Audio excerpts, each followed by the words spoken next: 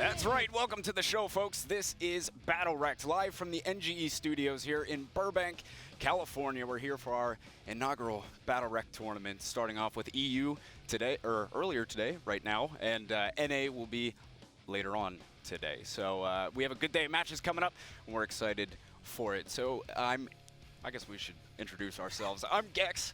This is FindableCarpet, and we're good for this. So Carpet, tell me a little bit about what BattleRekt is all about. So BattleRekt is a tournament that we're going to be putting on for you guys. For the remainder of this month, we're going to have a lot of one-shot tournaments. Every Tuesday and Friday, we're going to be making sure that we deliver you the best product possible. So one of the things that we really want to harp on is that you guys give us feedback. You guys, the viewers, anyone in the tournament, we want to know what you do, what you don't like. If there's a certain thing that you really want to see, something you really hated seeing, whether it was our faces or whether it was just something about the broadcast you honestly hated.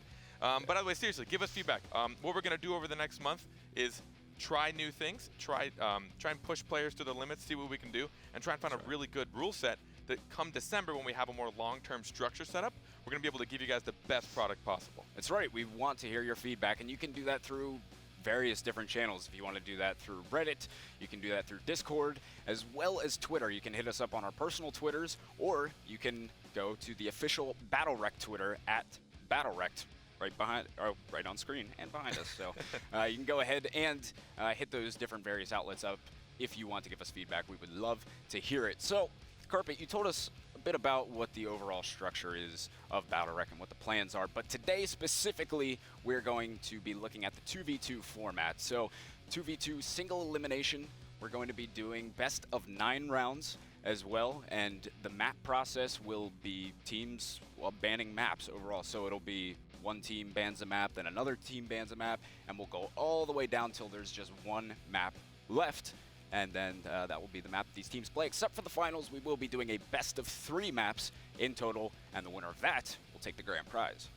The grand prize, indeed. These players are playing for a good amount of cold hard cash today. First prize is going to be coming up with $200 for first place. Second place, again, this is only split between the 2 people. This is a 2v2 tournament, so that's a good amount of wins for a tournament. Second place going home with $100, and any team that makes top 8, which are all the teams you'll be seeing with us on today's broadcast, is going to go home with a mount. That's right, the Demonic Steed mount, the one that I still don't have, and it's all right, buddy. Thanks. It's all right. One day. I know I can count on you. Yeah. So anyway, we the guys have been duking it out all day today, all morning, I should say, for the past couple hours. Teams have been going at it. We started with 62 teams in our brackets, and now we're just down to our final 8. And if you guys want to be a part of any of these tournaments in the future, too, keep in mind that you can sign up at BattleRekt.com. But anyway, we are now down to our final 8 teams.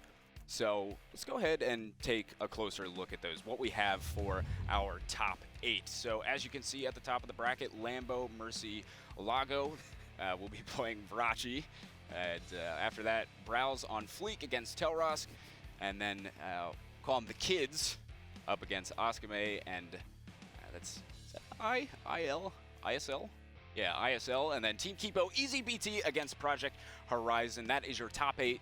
And I think we're going to have a good top 8 here at Carpet. Yeah, a good amount of these teams we've definitely seen in some previous tournaments, but I definitely want to give everyone an equal ground and footing. This is the first BattleRekt tournament, so we're going to go ahead and act like we don't know any of these teams for the day. Yeah. I do appreciate that Lambo Mercy Lago has a base god is on that team, so he's going with the whole theme. Yeah, he's really completing the picture. Yeah, we got lots of good names there. I like it. I'm a fan. So I think we should be heading live here very, very shortly, guys. We have our first matchup, as we said, which will be Lambo Mercy Lago against Vrachi. They will be starting here very soon. Of course, on those 2 teams, we do have Hot Biscuit and Concept on Lambo Mercy Lago. Other way around. Base. Oh yeah, you're right. Yeah, remember base god. This is why I keep him right. This is what I'm here for. He keeps me on track. So yeah. So other way around, that is. Base God Miardi are on Lambo Mercy Lago, and of course Hot Biscuit Concept on Vrachi. And it looks like they are just about ready now, so we should be able to go live, and they will go through the pick process, and we will begin. But as we said before, you guys, if you want to get in on all these events, feel free. Sign up at BattleRekt.com. We have a lot more throughout the month of November, coming up in December as well when we get into a real season, so it should be good. And, as far as pick process goes, we'd love to show you, but, to keep tournament integrity, we're actually going to keep that off stream just in case one of them does try and be a cheater. We know you cheaters are out there, maybe trying to snipe machines, but it's looking like they have picked their teams. And it's looking like we figured out exactly where we're going to go. Our first game of BattleRekt is about to begin. All right, we are headed into it, folks. They are in the game. Here we go. And we're getting it set up. So it's looking like our team comps are going to have Sirius. Yeah, it's looking like Sirius and Shifu against a Croak and an Ashka. Yes, that is correct. Sirius, Shifu, and Croak, Ashka as they go through, picking the BattleRekt, and we will be heading into it. So, what do you like about any of these comps? I mean, if you look at Sirius, Shifu, these guys are going to be pretty dive heavy. They're going to be getting right up in their faces. Well, they don't have much of a choice. They're both melee characters. I definitely think, I mean, they're counter heavy. So what especially Ashka's going to want to try his best to do is to bait those counters out without actually triggering them, and it's going to leave them in a pretty risky position. They're not going to be able to engage, especially Sirius. He uses his spacebar to engage, and then if he can't use his counter to get out, he's just stuck there to start tanking damage. Right, so far the poke is out. Using the counter is Shifu, but unable to have anyone bite on the bait. Already Orb is up, so Petrify is going to come out. Shifu getting out of there just in time. Orb is going to go to red the Petrify onto Shifu, and they're going to get some good burst damage down. Sirius attempting to come save his teammate, and now counter is out. Just dodges the Petrify yet again, and now ultimate out from Sirius as well, unable to connect really with much of anything. Ashka lands a bit onto Shifu. He is ailing quite badly, needs heals, goes in material to stay alive just long enough, but he finally gets taken out. Like broken now, it is just Sirius. He knows it's said and done. He knows, he's standing still. We saw a great combo there a little earlier. We saw the Croak get this done just as Ashka started to get the Firestorm off. He got, I believe he landed every single fireball and did just massive damage. Between the stun and starting to wail, Ashka did massive damage to poor Shifu. So now 1-0 for Lambo Mercy Lago. So excuse me, going through our first BattleRekt picking. So last time, what do you see in BattleRekts here so far? Well, Shifu. Sorry, apologies. Sirius, he went for Orbit as his first BattleRekt, so he took the Lunar Strike that restores all of his Sunlight charges. He understands he's going to need a lot of heals. Sometimes people like to try and cover more map control with the double Petrify casting, where you get to actually recast his Petrify. You know, sometimes it's a bit risky because you're doing, it's got a high cooldown. We have a cooldown rate of about 12 seconds, so we're looking at a potential, if you miss that, you really don't have a whole lot of time to deal with it. All right, so 4 seconds left, 3. They're taking dandy old time. It looks like Concept is really putting his mind to the BattleRekt picks here. So anyway, heading into round 2. And here we go for the pre-game poke. As so far just posturing on both sides. Sirius taking a bit of damage, heal himself up. And here comes Shifu in, just missing the Petrify. And now using counter from Sirius, unable to get anyone to bite on that bait, and he's already taken a good bit of damage. Croak focusing him down heavily, gets the stun off as well, just getting bursted so hard. Counter is up, but crushed is Sirius, barely getting away, but he is hurt right now, gets blind as well. Just absolutely focusing him down, and does try to get the counter off, but eventually going down now, 1 versus 2. Sirius relying a little bit too much on his counter there. We saw Ashka do a great job of trying to bait it out. He started to charge up his Firestorm, and just as he countered, he changed targets over to Shifu, and that's when they just started to wail the damage. He started chasing down Sirius. There's nothing he could do to escape. Croak just leapt on him. They actually gave up possession of the orb just to make sure they took one out, but now, with a 2v1 situation, it's looking like it was more than worth it. And there is Ashka to jump in and finish it off. So now 2-0 for Concept and Hot Biscuit. Hot Biscuit. Hot Biscuit, baby. Hot Biscuit, ladies and gentlemen, takes the MVP of the round. Lambo Mercy Lago feeling good so far. This is around the time, I'm hoping Ashka goes for it, but with a lot of melee, Firewall, it's one of the situations where the Firestorm bolts through the Firewall can deal a lot of damage, and they also have pushback, so it's great for him trying to keep these two away. But since they don't have range, you're not utilizing it to its fullest. It is great to just use it the wall. It blocks all ranged attacks. So I'm curious to know if he's going to go for it. He definitely is going to take his time while choosing this BattleRekt. It's looking like Red is very confident in their BattleRekts. They've been choosing first every single time. Concept is he's really making sure he hits the mark on his battle rates, man. He's taking his time, but yeah, better safe than sorry, right? Better you know, think it out.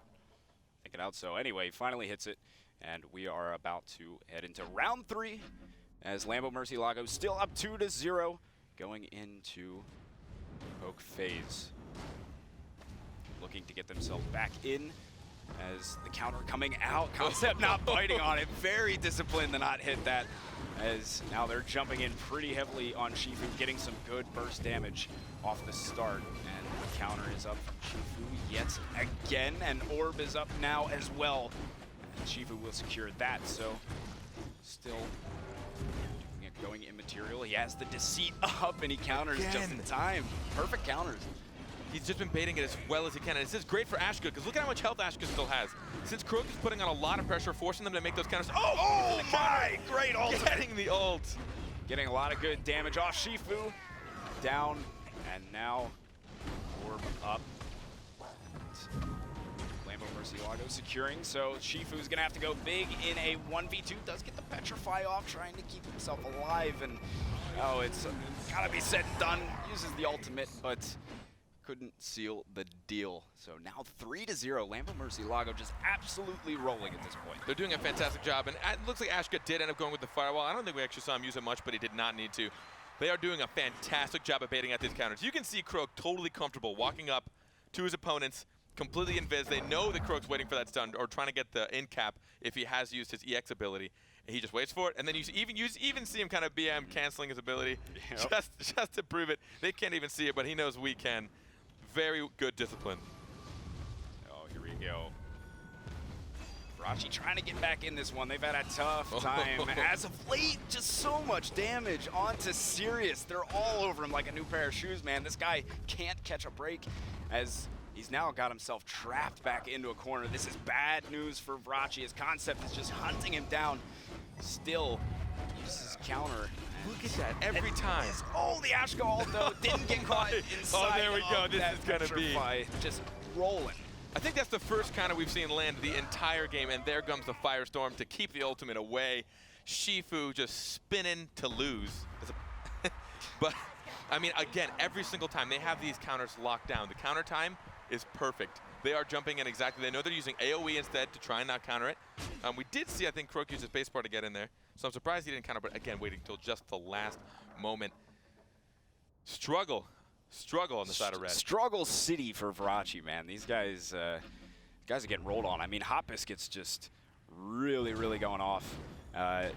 Focus fire is great, and just so much burst damage from them. Counter is hit for Shifu, so trying to reposition is Vrachi put a bit back on their side, and Hot Biscuit's gonna shove Shifu right in the middle of the ring just as the orb comes up, and Blue will be able to secure, I believe that was. So now Sirius trying to use that counter again. They're not biting, and just so much damage down onto red. They're allowing Croak to put all the pressure, and they're just leaving Ashka alone. Ashka has much less mobility if they can let him use his space and then try and pin him down. Oh, that ult only triggering on one, but the stun on Sirius as he starts his ultimate. And Sirius, oh, so hurt. He's actually hit the counter that time. Now Croak, though, coming in. He wants to seal the deal. Shifu so hurt, gets stunned during his ultimate. 1 versus 2. He's got to go big to keep the tournament hopes alive. And he's just giving us some spins. I think he knows some spins. Yeah, I think some he more knows, spins to lose. Knows we're said and done here. 5-0, just crushing for Lambo Murcielago. Feeling good, man. I mean, the whole time Concept just went massive, really. He was doing great. Hot Biscuit, too. Combined, the guys played a great game. Overall, Ashka getting a lot of good range damage there. And, you know, they will move on now to our semifinals. I mean, that was Lambo's game to have. They had full control. Croak kept putting on pressure, and every time Sirius didn't have his counter up, it almost seemed like he'd panic. He'd just run around healing himself, and then Shifu would come save him, but that just left Ashka to just keep wailing on damage. He kept up ignites as much as he could, constant DOT, all like as much as he could possibly do. And as soon as he did trigger a Shifu counter, he'd just jump away. And then since there was no one else to pin him down on the other side, he was just out of range of Shifu's grab, so he couldn't trigger in, and it was just able to just roll on damage. He had MVP almost every single round, I believe. Yeah, we're very close to it, if not, I think. But I mean, you know, seriously, the burst damage coming out from them was just phenomenal. I mean, they just found one target, focused them down, and you know, it was game over. Just so much damage out. Really, really good focusing, and you know, the better team certainly taking the crown there. So they'll move on, as we said, to the semifinals, and they will play the winner of our next match, which is actually going to be Browse on Fleek versus Telrask. Your boy Teldo coming up, which is I'm another sure many people. Crook. Yeah, I'm sure many people are waiting for that. And actually, if he wins this, they will be going against each other. So the Croak v Crook should be interesting to witness. But I Browse on Fleek. Browse on Fleek. What another Fleek. great name. What man. name. We got some good names up in here today. I hope North America can stand up to these names because these are fantastic. Seriously, man, EU's got the banter game on point. We need to know if this browser is actually significantly on Yeah, can we actually get a picture of the browse? Everyone, we need a request from Rifletown and Techi. We need to know if their browse are actually on fleek. But anyways, so we're going to continue on. For those of you that kind of missed the very beginning, we'll give you a quick little overview of my way too long speech in the beginning, what BattleRekt is. We're going to have a lot of one-off tournaments for the remainder of this month, and we really want feedback from you guys. So seriously, tweet at us, talk in our Discord, do all sorts of things. Let us know what's going on, and you know, just let us know how much you really hated us. Yeah, especially him, because, well, I mean, why wouldn't you hate him? Well, yeah, you could hate me too. Yeah, look at him though. He's so likable. Yeah, I'm just like, yeah, you know, and look at this face, big. There isn't a face. Really. Yeah, that's right. It's covered by the. Shh, don't call it anything. Yeah, I'll be nice. We don't speak of it. We don't speak of it. We don't speak of it. How do you miss it? I mean, like, come on. So next up, we have Teldo and Verisk against Rifletown and Techi. That's right. You see, Teldo and Verisk, they love playing the Jade Croak combo. I'm assuming that's kind of the same combo that they've been using the whole tournament. You know, they really good setups with, you know, Teldo on Croak just setting up the stuns and different CCs, and of course Verisk sitting back there on Jade and just sniping all day. I mean, what you're gonna essentially, they really like doing the stun combo. So essentially, Croak's on stun duty. He goes in Fizz. As soon as he goes in Fizz and is near somebody, you're going to see Jade start sniping. She's gonna start charging up her snipe, which has a relatively significant casting time. And as soon as Croak gets his stun off, she's gonna get her stun off.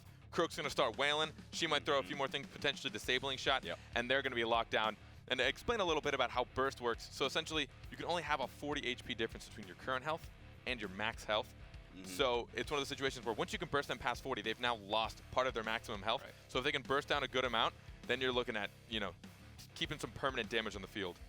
So it looks like they are headed in game, folks. This is our second matchup of the day in the quarterfinals of BattleRekt, the EU 2v2 #1. Part of our preliminary season here at BattleRekt. So we are headed into the fight now, and it looks like they're going to Browse on Fleek's got the Lucy Varesh combo. Already Varesh getting focused down, lining up for the snipe, but canceling midway through. Some poke so far, but that center orb is going to come up. Teldo going into Deceit, gets the end cap, leaving them to be able to get the orb. Very nice setup with that orb control. And he is going to hit the counter of Varesh. So now, somebody's dying or something. Looking like either a good stalemate. I don't know what's happening. Either way, great orb control we just saw there from apologies, Teldo and Verisk. He got the stun, got the in-cap, tried to keep one person out. It made Lucy not want to come in, because once you do that to one of their teammates, especially as a support, you're not going to want to come in on that solo, especially with a Jade and Croak staring you down. He didn't, I guess he would have known that Croak's stun was down, but Jade could easily just disabling shot you. They could ignore the orb, start blasting some damage.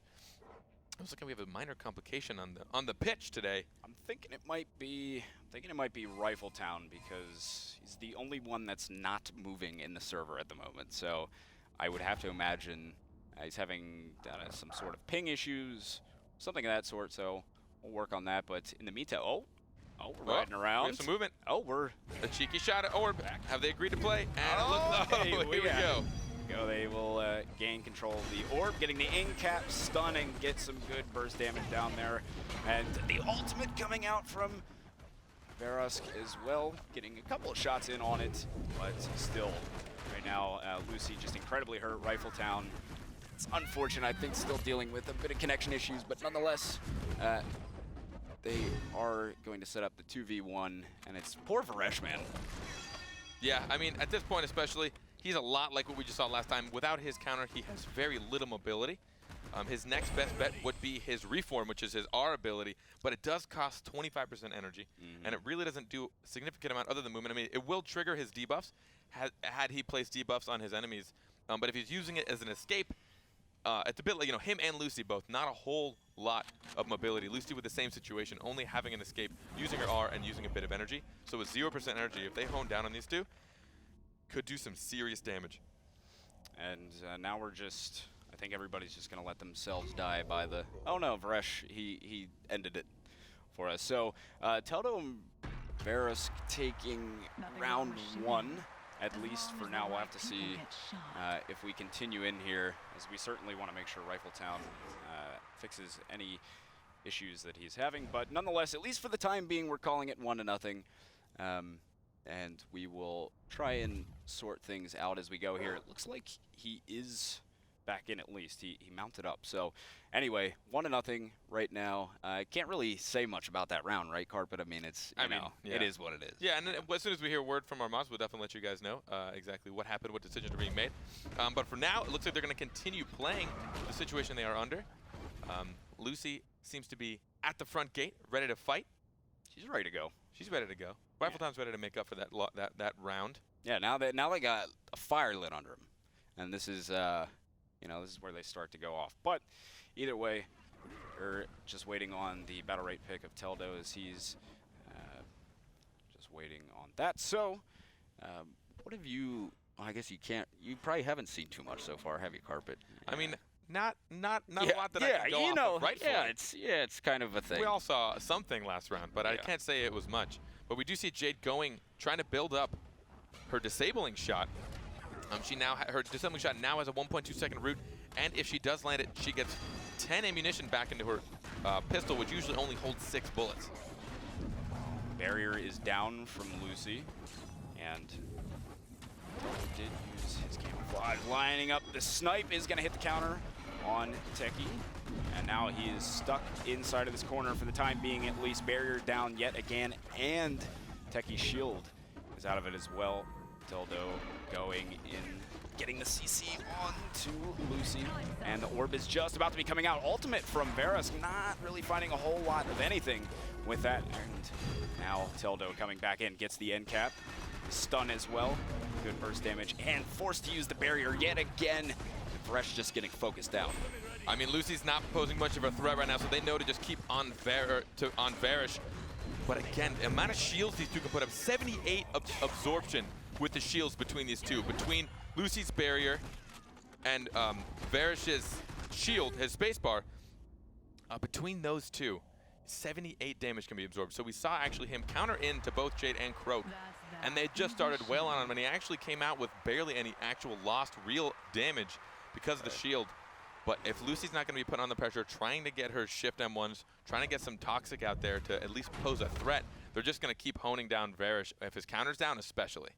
Yeah, and it's tough for him. He doesn't have all that much mobility and getaway, especially when you have a guy like Teldo all up in your face. It can make things quite difficult. So they're gonna have to figure out a way to crack the code to these two here, because this is their. Oh, it looks like we do have our. We are going to be heading out into lobby. It seems. I think there is still a bit of the connection issues that may have been a large part of the problem so far. So we're going to get things figured out, at least on our end. I thought something was awry, so we're gonna get things figured out, guys, and we'll figure it out. We will be informed. I'm going to do my very best to let you guys know as soon as we find out what's going on. But just to kind of talk about those comps for a minute, as far as burst damage goes, I talked a little bit about how the health works. I'll reiterate because I got cut a little bit short. So essentially, you can only have a 40 HP difference between your real health, your current health, and your maximum. So let's say you lose 80 health total. Your maximum health has now lost 40, so you can only get healed up to a certain degree. Right. You can restore this by picking up the green orbs. I believe it's you get 6 real and 6 maximum. Right. And then if you pick up, if your team manages to get the orb, everyone on your team gets 20 health total. You get 10 real and 10 maximum. So the burst damage alone from Croak and Jade, their total max burst damage without any energy at all is 54. So they can immediately, if they can just land those 2 abilities, they can immediately take 14 off of your max health, and they can keep this up. They'll eventually start chunking you more and more, and you saw them do it. And on top of it, that's just like with single abilities. You're going to be stunned for a lot of that duration, so they're going to get off a few more M1s and some more damage, and we saw them do that to Varus several times. Although, with the shield, he's able to survive it without losing much, but the cooldowns on the shields are pretty high. Oh, that's the thing. I mean, you know, once you lose that shield, you don't have a whole lot else to work with. So, you know, it's tough. It's tough for him. Anyway, we're still we're sorting things out, but in case you didn't see that little pop-up, go ahead and give us a follow on Twitter. We would very much appreciate that. That way you can stay up to date with all things BattleRekt related, and of course you can go sign up at BattleRekt.com. So it seems like we are going to go and remake the lobby and start. I believe I heard from the start. Go back to the beginning, but we are going to be remaking. There were some lag issues and maybe some miscommunications. I think somebody had stopped moving due to lag, and then another team, I think, was trying to do something, and there wasn't much communication going on in the game. So they continued to play, but they were able to get out of the game and figure things out. So we're going to restart that from the beginning, and both teams have fully agreed to it. So, you know, we want to make sure that we do this fairly. Oh, of course. Of course. And again, I'm going to reiterate this one more time. Please give us some feedback, guys. What do you like about the tournament? What don't you like? What do you like about the show? What don't you like? Please feel free to tweet at us, hop on our Discord, yell at us, scream at us, or he enjoys that. Or gently talk to us, gently whisper in our ears. I'm the gentle one. He gets a little. He likes yelling a lot around here, so maybe you could yell at him. I can't even deny that as a joke of how real that statement is. I'm a loud individual. Yeah, you should hear this guy. You've seen nothing yet. Oh, yeah, wait till I get real excited. Wait till the grand finals, everybody. We'll hear some real volume getting in store. Run while you can, seriously. So I'd assume we'd see the same composition, but maybe Varus and Lucy might have a small handicap and try and change that up if they choose to do so. Yeah, I mean, they struggled a little bit against that combo. Yeah, they were, but the thing is, I mean, with the connection issues factored in here, I mean, maybe that was really the root of the problem. You know, maybe if they're firing on all cylinders, if they don't have those connection issues, and maybe they can put up a good fight against these two with that comp. Still, time will tell, supposedly. But we are heading into game now. We got everybody back in. We're going to take it from the top, and we'll start this one over again. So it does look like we are going for the same team compositions. That would only be fair. So we are doing Lucy, Varesh, and Croak Jade again, of course. Should be just as interesting as we saw, hopefully, in round 2. Maybe, hopefully no more lag issues. Hopefully that has been resolved. But issues happen. You really can't blame anyone or fault anyone for that. Of course not. And here we go, heading into our redo here. And now, just posturing up, waiting for this center orb to come out. Is now hitting that counter on Varesh. He gets silenced, and the orb is going to fall out. So Jade going immaterial. There's separation at the moment from, there's 2 different fights going on, I should say. You have Varesh and Jade up top, and then Croak, who's all over Lucy, and now Croak coming back into the middle to get onto Varesh. Orb is up, Blue's going to secure it. Blue able to secure that, even though Jade usually has major orb control, but she was distracted. Varus was able to get a lot of her max health down, surprisingly, but between his shield and his counters, it's hard for Jade to be able to have worthwhile trades a lot of times, but now it's looking like they're starting to chunk him. Yeah. Varesh having a tough time again, takes the snipe as well. There's no barrier up from Lucy just yet. He uses his shield, and that's about all he's going to have left. Has the counter, nobody's fighting. And they are going to grab the orb, Teldo and Varus. So here comes the ultimate, going to go right through Varesh. He was able to get out of it, just barely puts the shield up to dodge the toxic sludge, but man, he is ailing at the moment, as really needs to get some shield. This is so risky. If Varus is able to take out one of these, it could, honestly, at this point, first one down, it might spell victory for their team. They do have the health advantage at the moment. As about 20 or 10% or so. As now Croak going back in. Oh. Was going to hit that ultimate connecting, but getting the shield bursting down for Esh. Now just 1 versus 2. And just about even in the health department. It's going to be a bit risky, as we know Lucy not exactly known for her burst, but as far as supports go, she can put a lot of damage, but a significant amount of this damage over time, and as we know, iframes can get rid of them. Her lethal shot, while it does, it puts a little time constraint on it, and they'll take damage after a set time period. But oh no, nope, not after that combo. No, yeah, that was just overkill. Lasered Lucy, nothing she can do about that between the stun ultimate combo this time, dishing out obscene amounts of damage. But we did see that round go a lot longer than we saw round 2 of the previous attempt at this. Essentially, Varish had a good time dealing with Jade in the 1v1 situation. He did come out with more health, but once Croak started to lock down and Lucy had a hard time CCing, getting her petrifies or getting her panics, Varish just started taking a lot of max health hits. 1-0 for TellRask. The dynamic duo hits the the counter just in time, waiting for the shot to come out. Great reactions. Went for the full 360. Varesh did. Couldn't quite land it, but nice effort nonetheless. So Orb is up, gonna be going for it. The counter came out, so Varus decided to aim that snipe in a different direction now. As Teldo just in, getting all sorts of slashes off, gets the end cap onto Lucy, letting them burst Varesh. Great combo, getting the ultimate, the snipe into the ultimate. So much chunking on that damage. Lucy knows there's no chance. Rifle's out. There's not much, again, with almost no mobility. Her only mobility is her R, her roll, which costs 25% energy just to move. Doesn't really do a whole lot else for her. So it's one of the situations, especially when you're against a Jade Croak, some of the jumpiest, most obnoxious people to play, honestly. But this combo that Croak and Jade keep pulling off. Croak is just waiting for the moment. Counter is down on Varish. The moment the counter is down, and the moment that Lucy isn't able to utilize her Clarity Potion to try and get rid of any of his negative effects, once those are off cooldown, Croak knows they can go for it. Croak and Jade are just waiting. They're baiting it out, and that's when they start dealing serious damage. These guys have played together a lot too, Teldo and Verisk. They know how each other works. So right away, trying to get on Jade a little bit is Varesh missing the snipe just barely. Techies bursts it down a bit. He does hit the counter, but falls all the way to the other side. In cap is out. Varus lining up the snipe, excuse me. And now Jade is going to have her ultimate. Oh, here we go. Oh. Getting out of there just barely. Ultimate comes out, in with the stun. Great setup, Techie. Now hanging on by the skin of his teeth. Should be taken out shortly. The Petrify onto Jade to keep him alive just a bit longer. Keep his Varesh alive just a bit longer. But man, he's hanging on just barely. Teldo, as soon as he realizes that Varesh is starting to run away, he doesn't chase him down. He doesn't waste his time. He just locks down that Lucy, gets the incapacitate, and followed by the stun, just locking her down for obscene amounts of time. But as far as hard CC goes, both teams have a decent amount of hard CC, but it's just a matter of the combination that Croak and Jade can pull off. I mean, between like right back to back, it's a hard stun.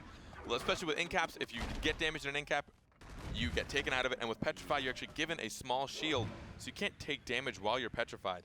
You're just out of the fight. So using this double stun, it lets you take damage, lets you deal damage without crippling the effect of your CC.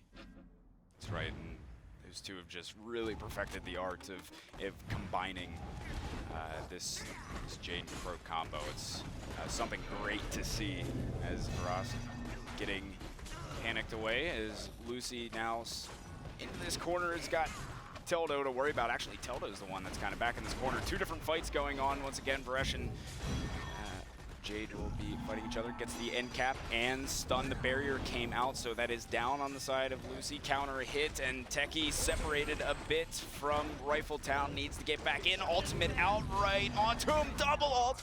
There it is, coming from Varos as well.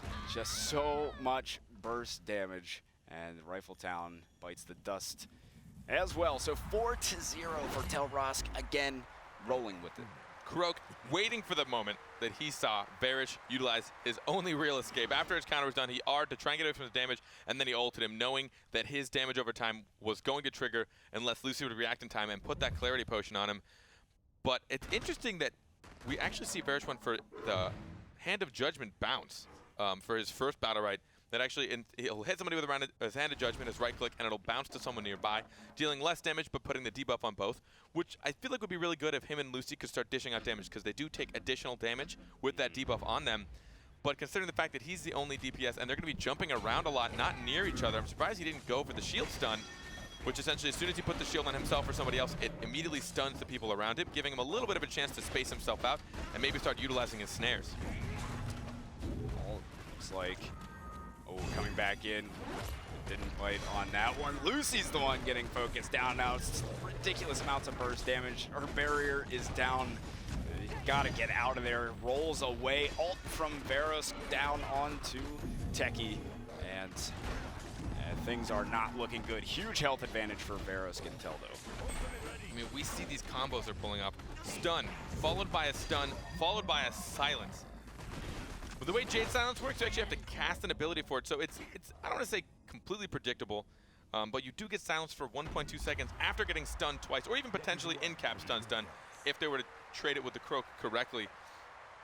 But they're just not getting pounded down while that's happening, because if they can lock on Varish, Lucy's not dealing much damage. We didn't see a lot of panics landed, at least not enough to that I noticed that had huge game-changing capabilities.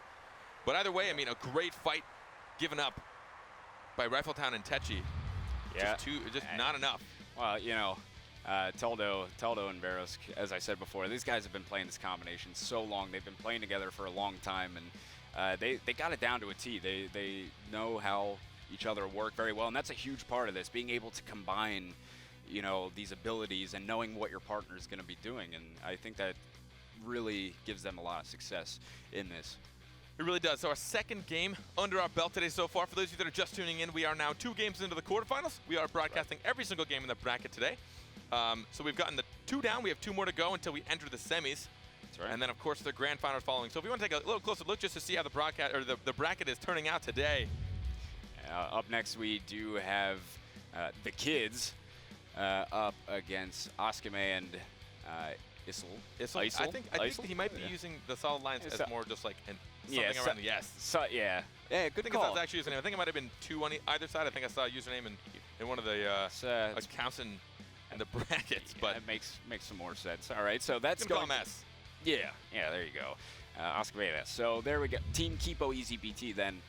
After that, we'll be playing. There'll be our 4th match in our quarterfinals, and then we'll get into the semis. We'll have all of our semis set. So far, some pretty steady rolls. Pretty one-sided events, yeah. Yeah, I'd say.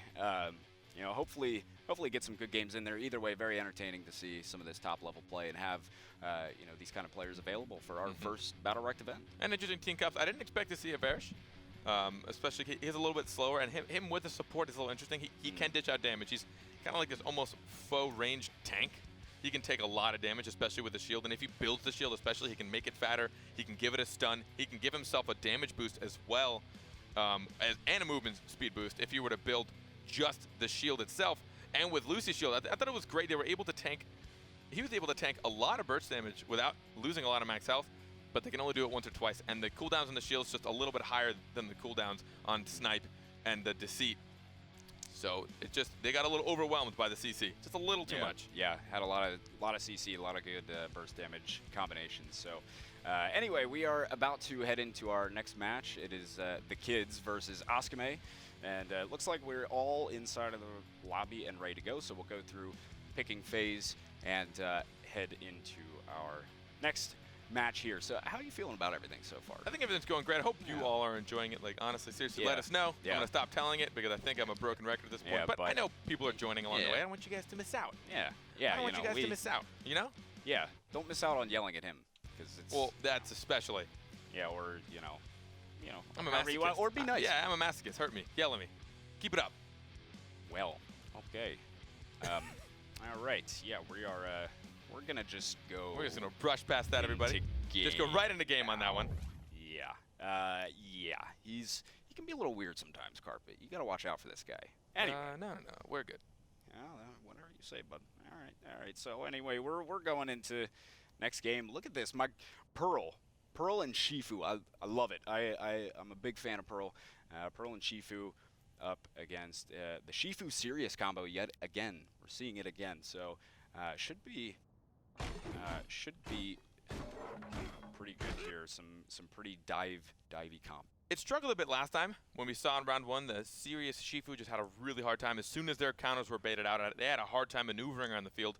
They weren't able to do a whole lot, but now they're against what seems to be another Shifu, so you know, at least they're a little on the playing field even there as far as trying to bait those counters out. But if we can see a lot of silences coming out of Pearl and get those bubbles out, her bubbles are going to be mostly for map control. They're not going to be preventing a whole lot of melee attack, or ranged attacks, I should say.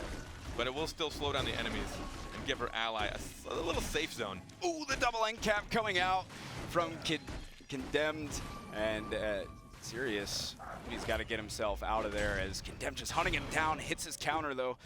That's a great counter, and now the orb is up.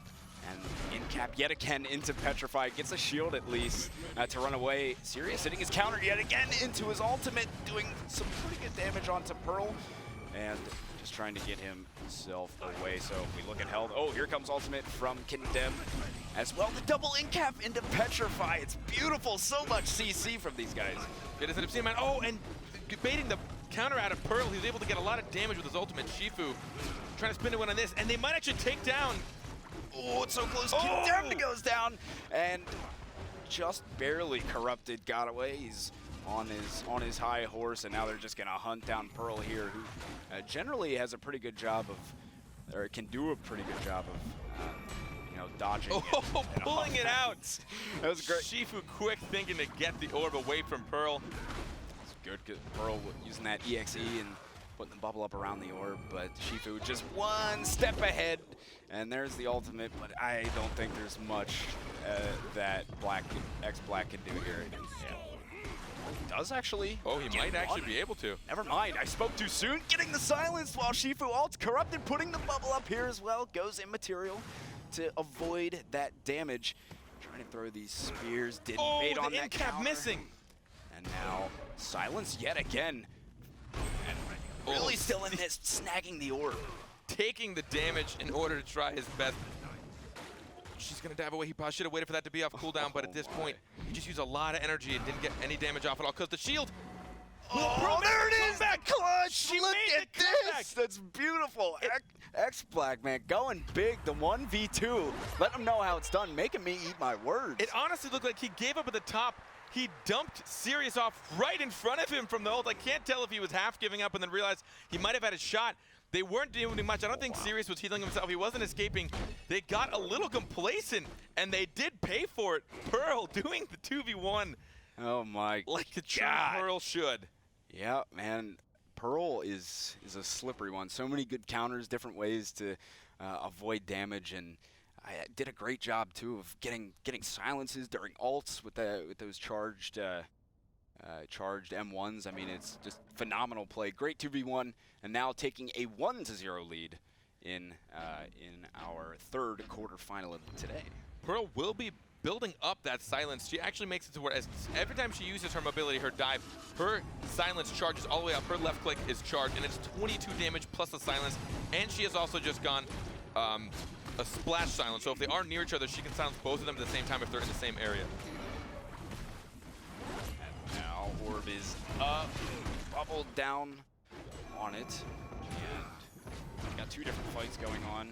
And again, both of them hitting their counters, and taking the shield in is Condemned from Pearl, and they now have the center for the most part going immaterial just in time to avoid the Petrify. Here, duking it out. He does have his ultimate, so it's time to go. Using the ultimate on the orb actually is Corrupted, trying to get back in onto Pearl. Sirius gets a bit of his ult off as well, hitting his counter to meet up with his teammate, but ultimate is up, or was up for Pearl, now using a couple of EX abilities, and counter used by Pearl as well, and the health advantage in favor of Condemned and X-Black. It's wild what triggering those counters can do to change the pace of the game. It's looking like it was, oh, and she gets the blind ult across the wall. Impressive from her. And then the immediate sounds as soon as he lands. They knew the counter was going to happen, so they stopped targeting him after that point. Impressive. Here we go. Sirius alive for the time being, got himself healed back up, was almost down now. Actually, it looks like, yes, it's going to be Corrupted. He's the one that goes down. Sirius shortly after, and Condemned. X-Black now taking a 2-0 lead. I mean, that Pearl Silence is pretty destructive at this moment. We do see a little more counters being triggered than we did the first time we saw this combo. Yeah. The Sirius Shifu combo we saw last time struggled in getting any of their counters off, but this time I actually saw Pearl twice in a row trigger both their counters, which did kind of turn the pace. As you do know, when Shifu gets his counter, he does go immaterial for a short period of time, so he's able to dish out a bit of damage without taking any himself. He's untargetable as well, so you can't push him away from you. You pretty much just have to deal with a bit of damage or escape as quickly as possible. Here we go, round 3, folks. As Pearl hitting a good counter as Shifu came in, getting that staff charge up. Shifu, excuse me, Corrupted that is in there, taking a lot of damage early on here. He's gotta be careful. Getting in-capped. Oh, the double in-cap, and they're gonna be able to take the orb off the back of that as well. And already a large health advantage for Condemned and X-Black. Corrupted in trouble, just being hunted down by Condemned as, well, that in-cap was the equivalent of a bowling split. I don't know how he was in between the two of them. There were two, his right and his left, and he managed to get the perfect fan to in-cap them both. And by then they just started chunking Sirius, or apologies, they kept chunking. Look at me. Chunky. Yeah, chunky. Chunking. I gotta stop using that word. Chunking. It's kind of gross. He likes chunking. It's just chunk. I'm disgusted with myself. I told you, this guy is literally disgusting. You gotta watch out. You'll see over time. Trust me, you'll see. But anyway, yes, a lot of good burst damage they had off of that double in-cap. So now 3-0 for Condemned and X-Black, and two separate fights going on yet again. No focus fire, but I mean, still Condemned is just laying it in to Lumi at the top here. Just missing. The iframe to get out of that petrify. That was unreal. Using the javelin to try and take the iframe perfectly on the petrify, outplaying the ever-living everything out of that poor Sirius who tried his best to deal with it. Oh, man. Oh, and she just horses away. Oh, and she's taking a lot of damage. Oh, Pearl gets bursted down. Slew of ultimates. Now it's Shifu v Shifu. Relatively even health as well. Gets the in-cap to take the orb. Corrupted. Great play. Hits his counter as well. Beautiful Shifu v Shifu play. And the ultimate is going to be up for Corrupted. Gets in-capped right towards the end of it. And Condemned coming back in and using an ultimate of his own. Corrupted shutting it down right away with his own end-cap. So now reposturing at the middle as this orb comes up. Oh, he body blocked it. Pulling it in. Here comes the ultimate. Doing a good bit of damage. Corrupted and getting the in-cap to take the health orbs as well. Pulling him in. He's like, you're not going anywhere, son. And finishes him off finally with a right click. And that will now be a round on the board for Corrupted Lumi. Even after it looked like Condemned had gotten a lot of that ult off, he waited for Corrupted to use his immaterial, to use his space ability, and then as soon as that was off cooldown, he's like, well, you can't counter this. So he just started ulting on top of him, dishing out tons of damage, but it wasn't enough. Corrupted was able to get a little bit of self-heals. He has gone quite the heal build. If he ever does land a counter, he gets the full charge on his right click, and he does get heal as well. But they actually have both, I believe, they have identical builds at the moment, but I'm not terribly surprised. Yeah, I feel like Shifu's one of the champs that has general. Oh my goodness! Oh my! Getting just crushed. They did land a double petrify, but still, Sirius had to get himself out. So hurt, and he's going to secure the orb, but Condemned and X-Black bringing it back after the last round. At least off the start of this one, getting it well. And Sirius, oh, he got sucked up in X-Black's ultimate as he threw it across the way to snag him up. Now a 2v1 for Corrupted. This one's going to be significantly more difficult, going against a support and another Shifu. You're not going to be able to keep much permanent damage on there as both of them are going to be constantly healed. But actually, nope. He has a chance. I definitely think he can outplay a bit of this, but it's going to be a struggle. He's going to have to play perfect to get this one. Honestly, I don't see it happening. You got the double end cap at least. Coming back in, he's really trying to hunt X-Black down. wherever he can really get the damage, but I think that should secure it. Condemned, X-Black both, or they got the center orb, excuse me. And Corrupted, he's putting up a fight at least, hanging in there, but is finally hitting his counter, but he will be going down in just a second. Any second. Yeah, there we go. Any second now. Yeah, wait for it. Wait for it. Now, that will be making a 4-1 game. Condemned X-Black coming back after last round's loss. And just one more round and they will head on to the semifinals. I love how Pearl's keeping orb control. She's actually using her shift bubble, which is called Unstable Bubble. It deals 26 damage and knocks enemies back. She puts it directly on the orb. Even if either of these enemies want to steal it, they're going to have to most likely sustain 26 damage, even if they're able to steal it. But a 26 is a pretty massive burst damage, so all she has to do is hit the orb a few times, put her big red bubble on top of it, and at the very least, she'll probably deal significant damage to an enemy. Yeah. Well, both Shifus going at it here. It's Shifu v Shifu and the supports having their own little fights. Anyway, everyone gathering back together now. Pearl's going to get petrified in the middle. Lots of CC in onto her, so they just want to focus the crap out of Condemned now. Trying to give the heals off as X-Black as they come back in, but they just hanging out up top. Counter comes out. Ultimate from Condemned as well, getting in-capped in the middle of it by Corrupted, though, shutting that one down as they are really trying to hunt Condemned at the moment. That's where that focus fire is going. With no walls to grab onto and his counter down, he just took a whole lot of damage. Condemned! Oh, he finally was able to get away from that ult as the silence comes out. Sirius hitting his counter, landing right back on the lot of them. And the double in cap as Sirius gets silenced away. Condemned immaterialing out of that Petrify to keep himself up and running. The bubble is down though, and Sirius getting away just barely. X-Black in the 1v2 once again. And now we 1v2. We've seen X-Black. We've seen you do this before. So we've seen him do it before. He's putting himself, I mean, it's not exactly the most fun situation to put yourself in. Yeah. Especially because now they've seen it once, so they're probably going to play a little more try-hard in this one. Now they understand the capabilities of this Pearl. They're definitely going to try their best to keep her down, keep her CC'd, and just burst her. Yeah, I mean, here's a good combo, the end cap, and then Lumi using his ultimate. It's going to be tough this time for X-Black, and they get a lot of CC down just to make sure they secure the center orb. Gotta be absolutely perfect here, not biting on the counter. X-Black using shield, that's all he had left. And now making it a 4-2 game. Lumi and Corrupted keeping themselves alive for the time being. They're doing what they can, and I think there's a pretty good chance of them being able to bring this back. If they're able to take down either player on the kids, I mean, you know, 2v1 situations are very difficult in BattleRekt. Between the heals that you can pull off, the kind of map control you can have, it's very hard to deal with it. But every time we see those double in-caps, particularly we saw from Corrupted, he would then line up his Impale, which is right click. When it's fully charged, he deals 24 damage to both people that he's lined up for. So he deals a total of almost 50 damage to the entire team after he gets that double in-cap. I think Corrupted, never mind, excuse me.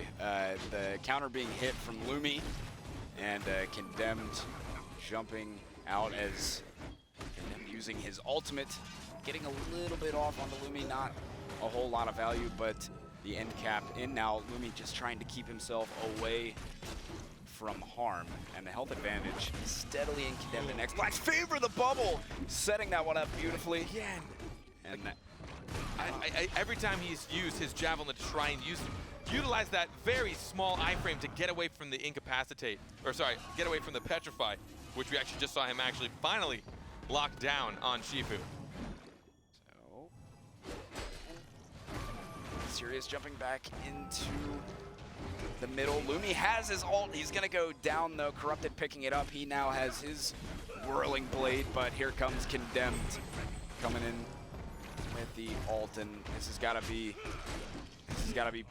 perfect from Corrupted if they want to stay in the tournament. Ultimate out from Condemned, and he's gonna have Unju just pounding away at Condemned.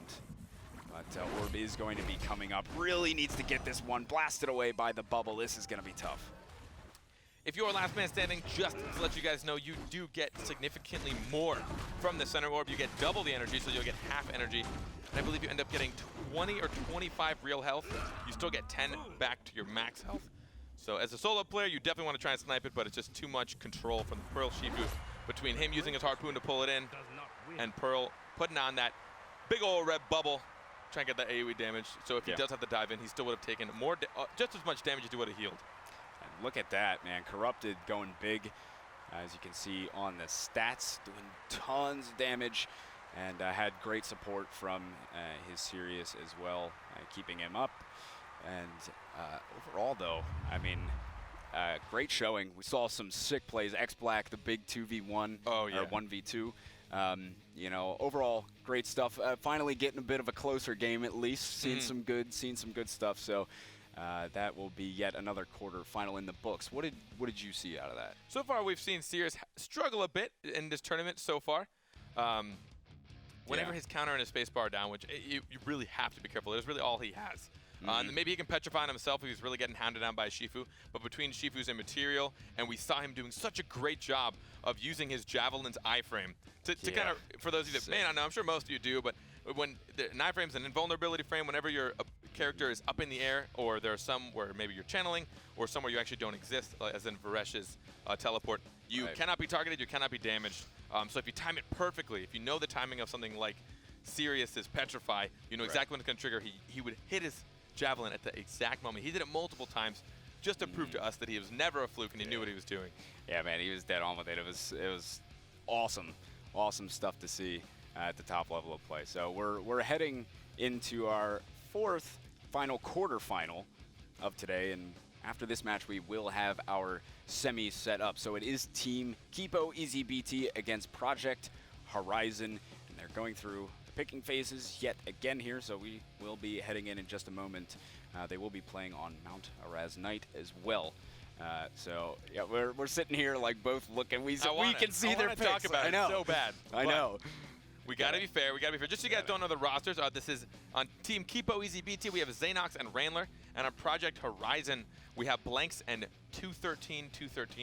All numbers. Yeah. I want to see him come back with words though. 213. Yeah, it's either the significance or he just smashed the keyboard. He's like, screw it. It's hard to say. Yeah, you know, he'll make a name for himself though. I like it. So I can't say anything. This is tough. It's tough to not talk about these, especially knowing that they don't know. Yeah.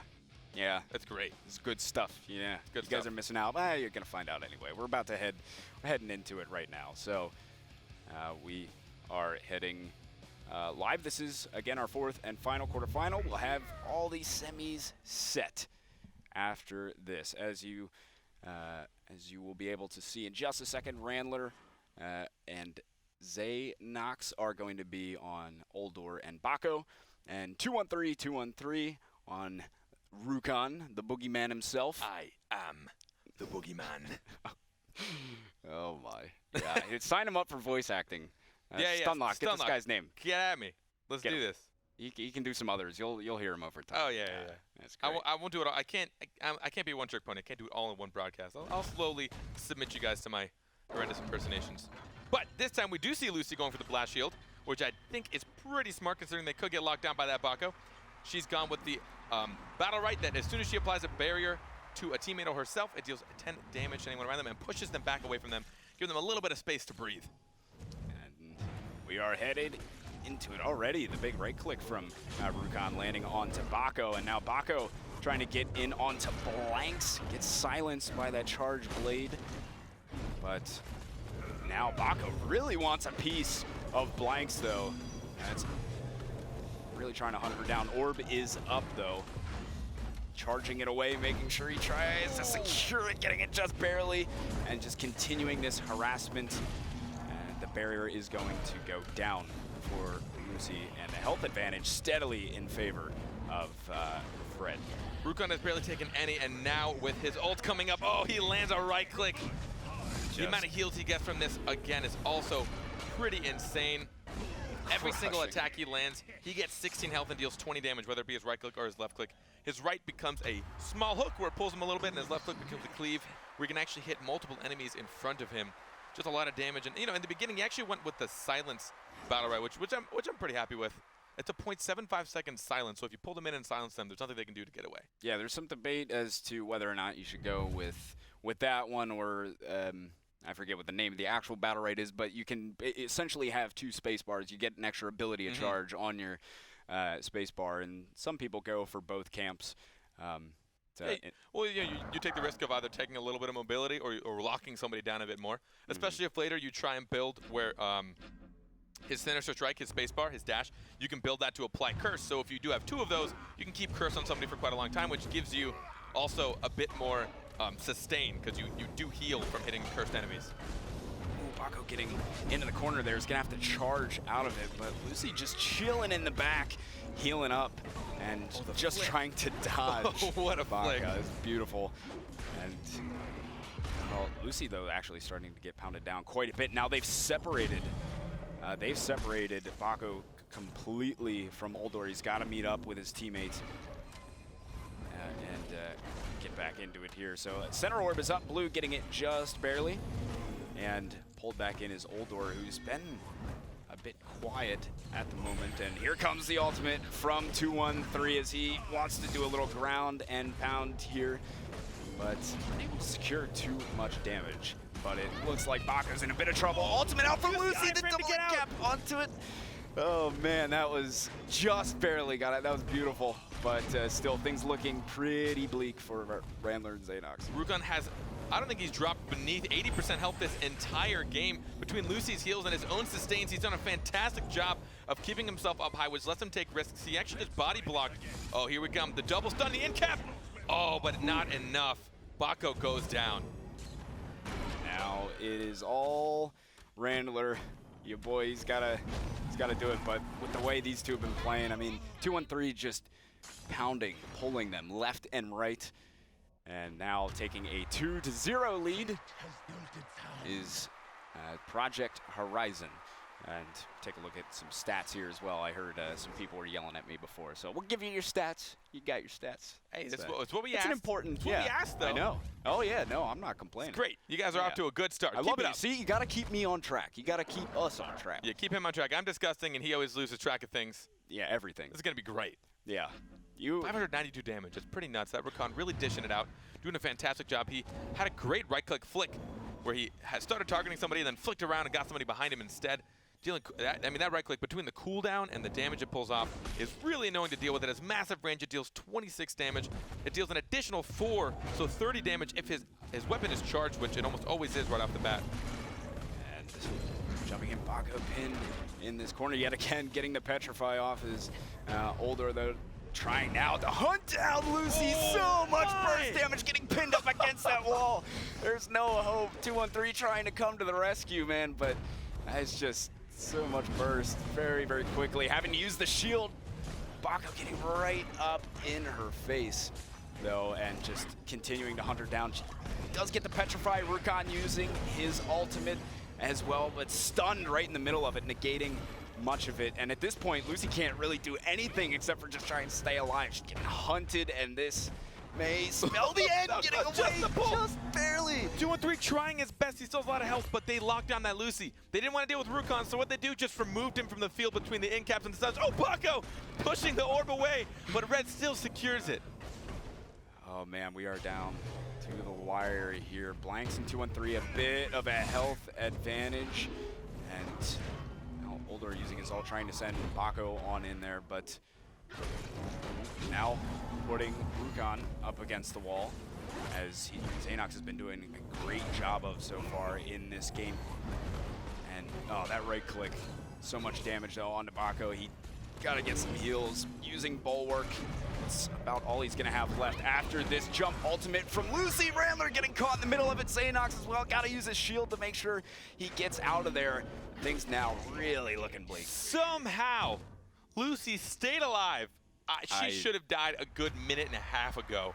She managed to make it out just alive. Rakan, honestly, best pro award goes to this Rakan, doing his best to pull everyone away, trying to peel. But in the meantime, since they're doing so hard to try and lock down that support, they're just letting Rakan just dish out damage. Again, 688, or was that? 688 damage. Yeah. That is a lot of damage just being allowed. Lucy only putting out 199, but the protection, look at that. 679 protection. That is almost 3 times over any of their maximum healths. Yeah, that's lots and lots of healing. Now, of course, had to dodge a lot of that game, but just so much healing keeping the team sustained. So 3-0 it is, and 2-1-3. In the thick of things as Xanox still wants to hunt down Lucy. That's been his big thing for most of this match so far, is just been trying to take Lucy out of it. And mainly because she has been doing just so much healing. Blue is going to secure center orb. And bulwark used from Xanox, panicked away and then pulled back in. Randler using his ultimate on him to throw him over towards Lucy and get him out of danger's way. But orb will be coming up again for them to fight over. Rukon using ultimate, gets stunned in the middle of it though. Oh, Lucy! Come back up. Now Lucy so hurt's gonna go down. Rukon finishing her off. Oldor and Bako just pumping now onto 2-1-3.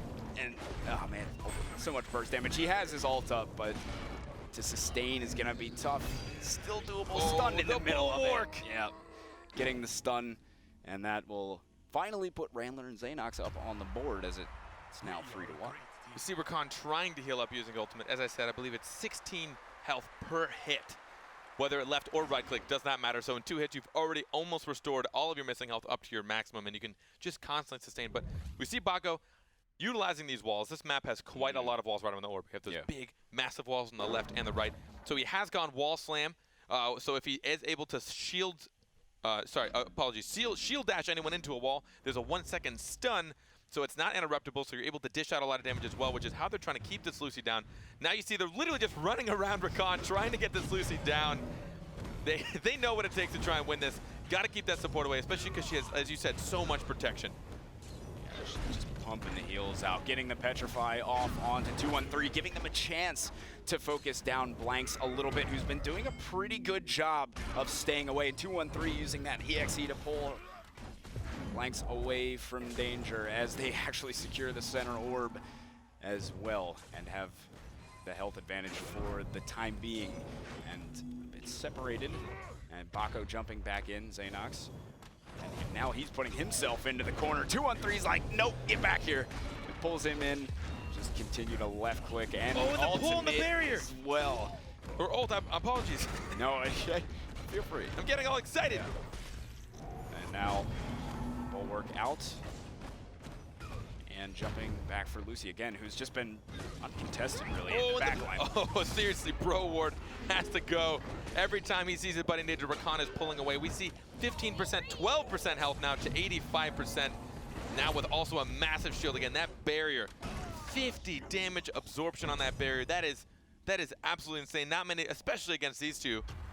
Oldor and Bako don't have a significant amount of burst damage, so that barrier pretty much lets Rukon just start taking whatever they can dish at him, and he doesn't lose any max health.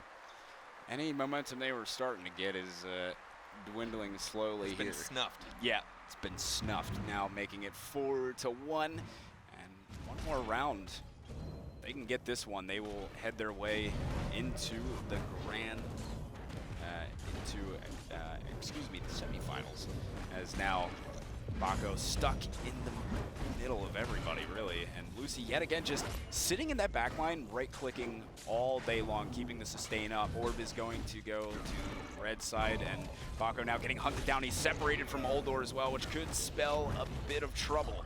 And ultimate out from Rukon as well. Xanox stuck inside of this corner. Oh, they got the Petrify off on Rukon in the middle of it. He will use his ult, finds Lucy, so now making it a 2v1 at least, and they got a good shot at this. Ultimate, though, here we go. from Rukon, just pounding away, getting Bako now a 1-versus-1 with Oldor and 2-1-3.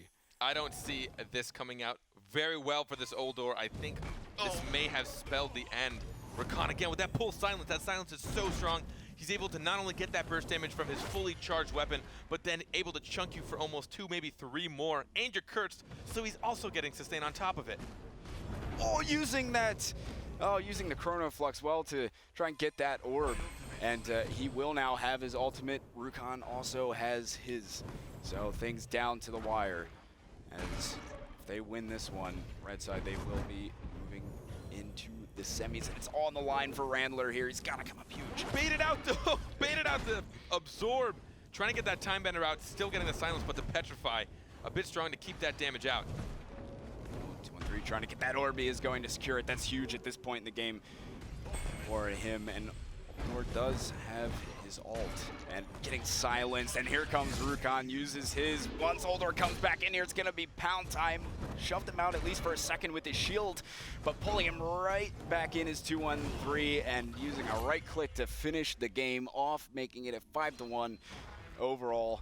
And now 2-1-3 and Blanks Project Horizon, the name of the duo. They will be heading into our last semifinal slot. As far as the final play there, I thought Oldor would have gotten rolled a bit easier. He stayed alive. He stayed alive a bit longer than I thought. No. It didn't happen. Yeah. Hey. But he did save his ult. He knew that Rukon would eventually get his ult up. He's just going to be building up energy after landing any of his abilities, especially if he stole any orbs. So he saved his ultimate so that he could try his best to waste Rukon's ult as much as possible, because that is a massive amount of sustain and damage. And with no walls anymore in the way, since it was sudden death, he was just open to start taking it. So as soon as we saw the Rukon ult, Oldor did his best to ult to try to stun him as well. He was able to actually waste most of the ult time, but it still wasn't enough. Yeah, it was not enough indeed. I mean, 5-1. It's a tough loss, but still, man, 2-1-3 doing some big stuff on Rukon. He was a lot of fun to watch.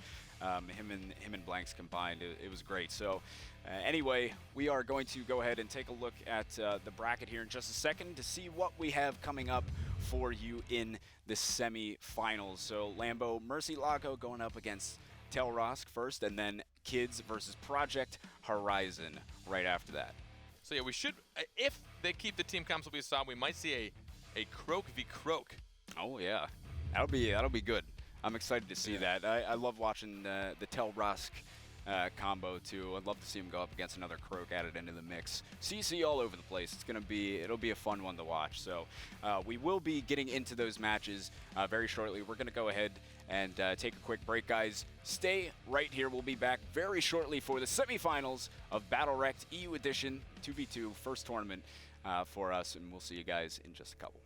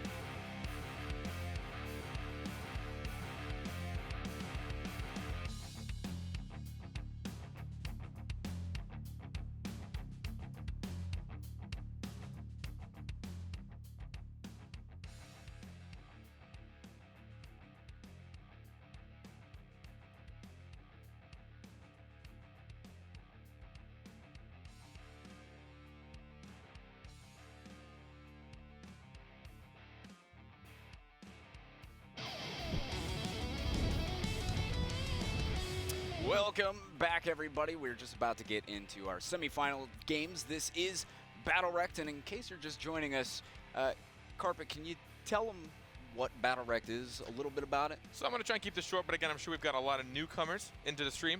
So we're going to be doing a lot of one-off tournaments for the remainder of this month. Every single one of them with their individual prize pool. And every Tuesday and Friday, we're going to do 2v2, 3v3. And what we really want to express, again, is feedback. We want feedback from you as the viewer. Let us know what you think. Let us know what you like about the show, what you don't like about the show. Let us know if you just think we're the worst caster you've ever seen in your life. Mostly him. I'm at least... I'm bad. You're garbage. Okay. Fair. That's fair. That's fair. That's a fair Either way, we're both bad. Terrible. I mean, it's, yeah, you know. Either way, like he said, if you have feedback, go ahead and send it over to us about anything. We really do want to hear it. So that's, you know, you can do that, again, at any various assortment of outlets, you know, Reddit, Discord, Twitter. Go ahead and follow us on Twitter. We like followers on Twitter. Mail. Yeah. You can send us letters as well. Yeah, if you. It might feel outdated, but it feels so good to get a letter. Yeah, from the mail. yeah, it's like I love that. You know, I imagine people are going to stop knowing how to write with handwriting. You know? Not long. Like, my handwriting is atrocious, but that's because I don't practice. I just type. Yeah. But like one day, that's all we need. We're gamers. Children will not be taught how to write. One day, you know? One day, can't wait. Yeah, it'll be fun. So, anyway, we're gonna go. We're just about to get started into our first semi-final of this. Let's go ahead and take a look at our bracket and see how things are shaping up here. As you can see, into our semifinals, we have Lambo Murcielago and Telross going at it first, and then it will be Kids versus Project Horizon afterwards. So we saw a lot of really decisive games in that quarterfinal section. Now I think we're going to start getting into the good stuff. Yeah, that top bracket, I think we saw double sweep, if not maybe one game. It was either 5-1 or 5-0 on both, but we saw a significant croak on both teams. Yeah. Mirror croak cannot be fun. A whole lot of leaps, a whole lot of dashes. And again, landing those ults is going to be tough, especially if there's a lot of mobility. Croak's ult is pretty tough to deal with, significantly because it's hard to land. Because you can get a little bit of damage. I think it's like, what, like 14 or 16 damage if you get the initial hit. Yep. It's pretty small. But then you have they get a poison on them, and after a certain amount of time, that will explode and deal damage to them and anyone around them. But if you time an iframe during that, it will explode while you are invulnerable, and you actually won't take any damage whatsoever. That's the thing. It can be pretty easy to avoid. And that's why a lot of times, a lot of people say it's easier to, you know, or it's better to just use a lot of his EX abilities on Croak rather than using the ultimate. Getting that CC particularly can be very strong. Between the in-cap, the stun, I mean, using that in general is probably better off than his ult, but the ult is still great when you know they have nothing left. If you know there's a cooldown, you can still do significant damage, especially towards the end as potential finisher, or when the map's starting to get slow and they're not able to get away from you during a sudden death situation. Oh, here we go. The Ashka Croak versus the Jade Croak. And we are headed right into it. So, board will be coming up very shortly. Stealth, Camouflage, both being used, and I think it was Blue that secured just barely. I didn't quite catch it. Actually, no, excuse me. It was Teldo and Verisk that got it. And Jade now going into Stealth. We're going to see a lot of Stealth, Camouflage, all sorts of good invisibility type things here with these team compositions. So Verisk and Teldo both controlling the center, the snipe, and the left clicks will take that nice and easy. And she will have her ultimate as well, very close to it. If that stun out from Concept. And getting stunned by Teldo yet again, so hurt, should be going down. And now a 1 versus 2 for Hot Biscuit. Oh man, as soon as he saw that firewall, he turned around and tried to get that orb as Croak does his best to try and pin down this Ashka. Oh, and oh man. Is that a difficult time? Oh, and the ult into the wall, pinning him against it, not leaving him much room to breathe, just having to take every single bullet straight to the chest. That was a very, it looked a little bit even in the beginning. As far as top damage goes, if I look at their stats, they're maybe only 10 off. With the Ashka Croak combo actually has, at raw statistic-wise, has more damage with any single ability with 0% energy. They have 66 damage with a single ability. And then we look at the Croak Jade combo with 54. Now, while that is about a 12 hit point or 12 damage difference, the CC with the Croak Jade combo is just too much. You can almost significantly, as soon as you get one of those stuns off, if you know they have nothing to follow up, you will almost always get that serious amount of damage off.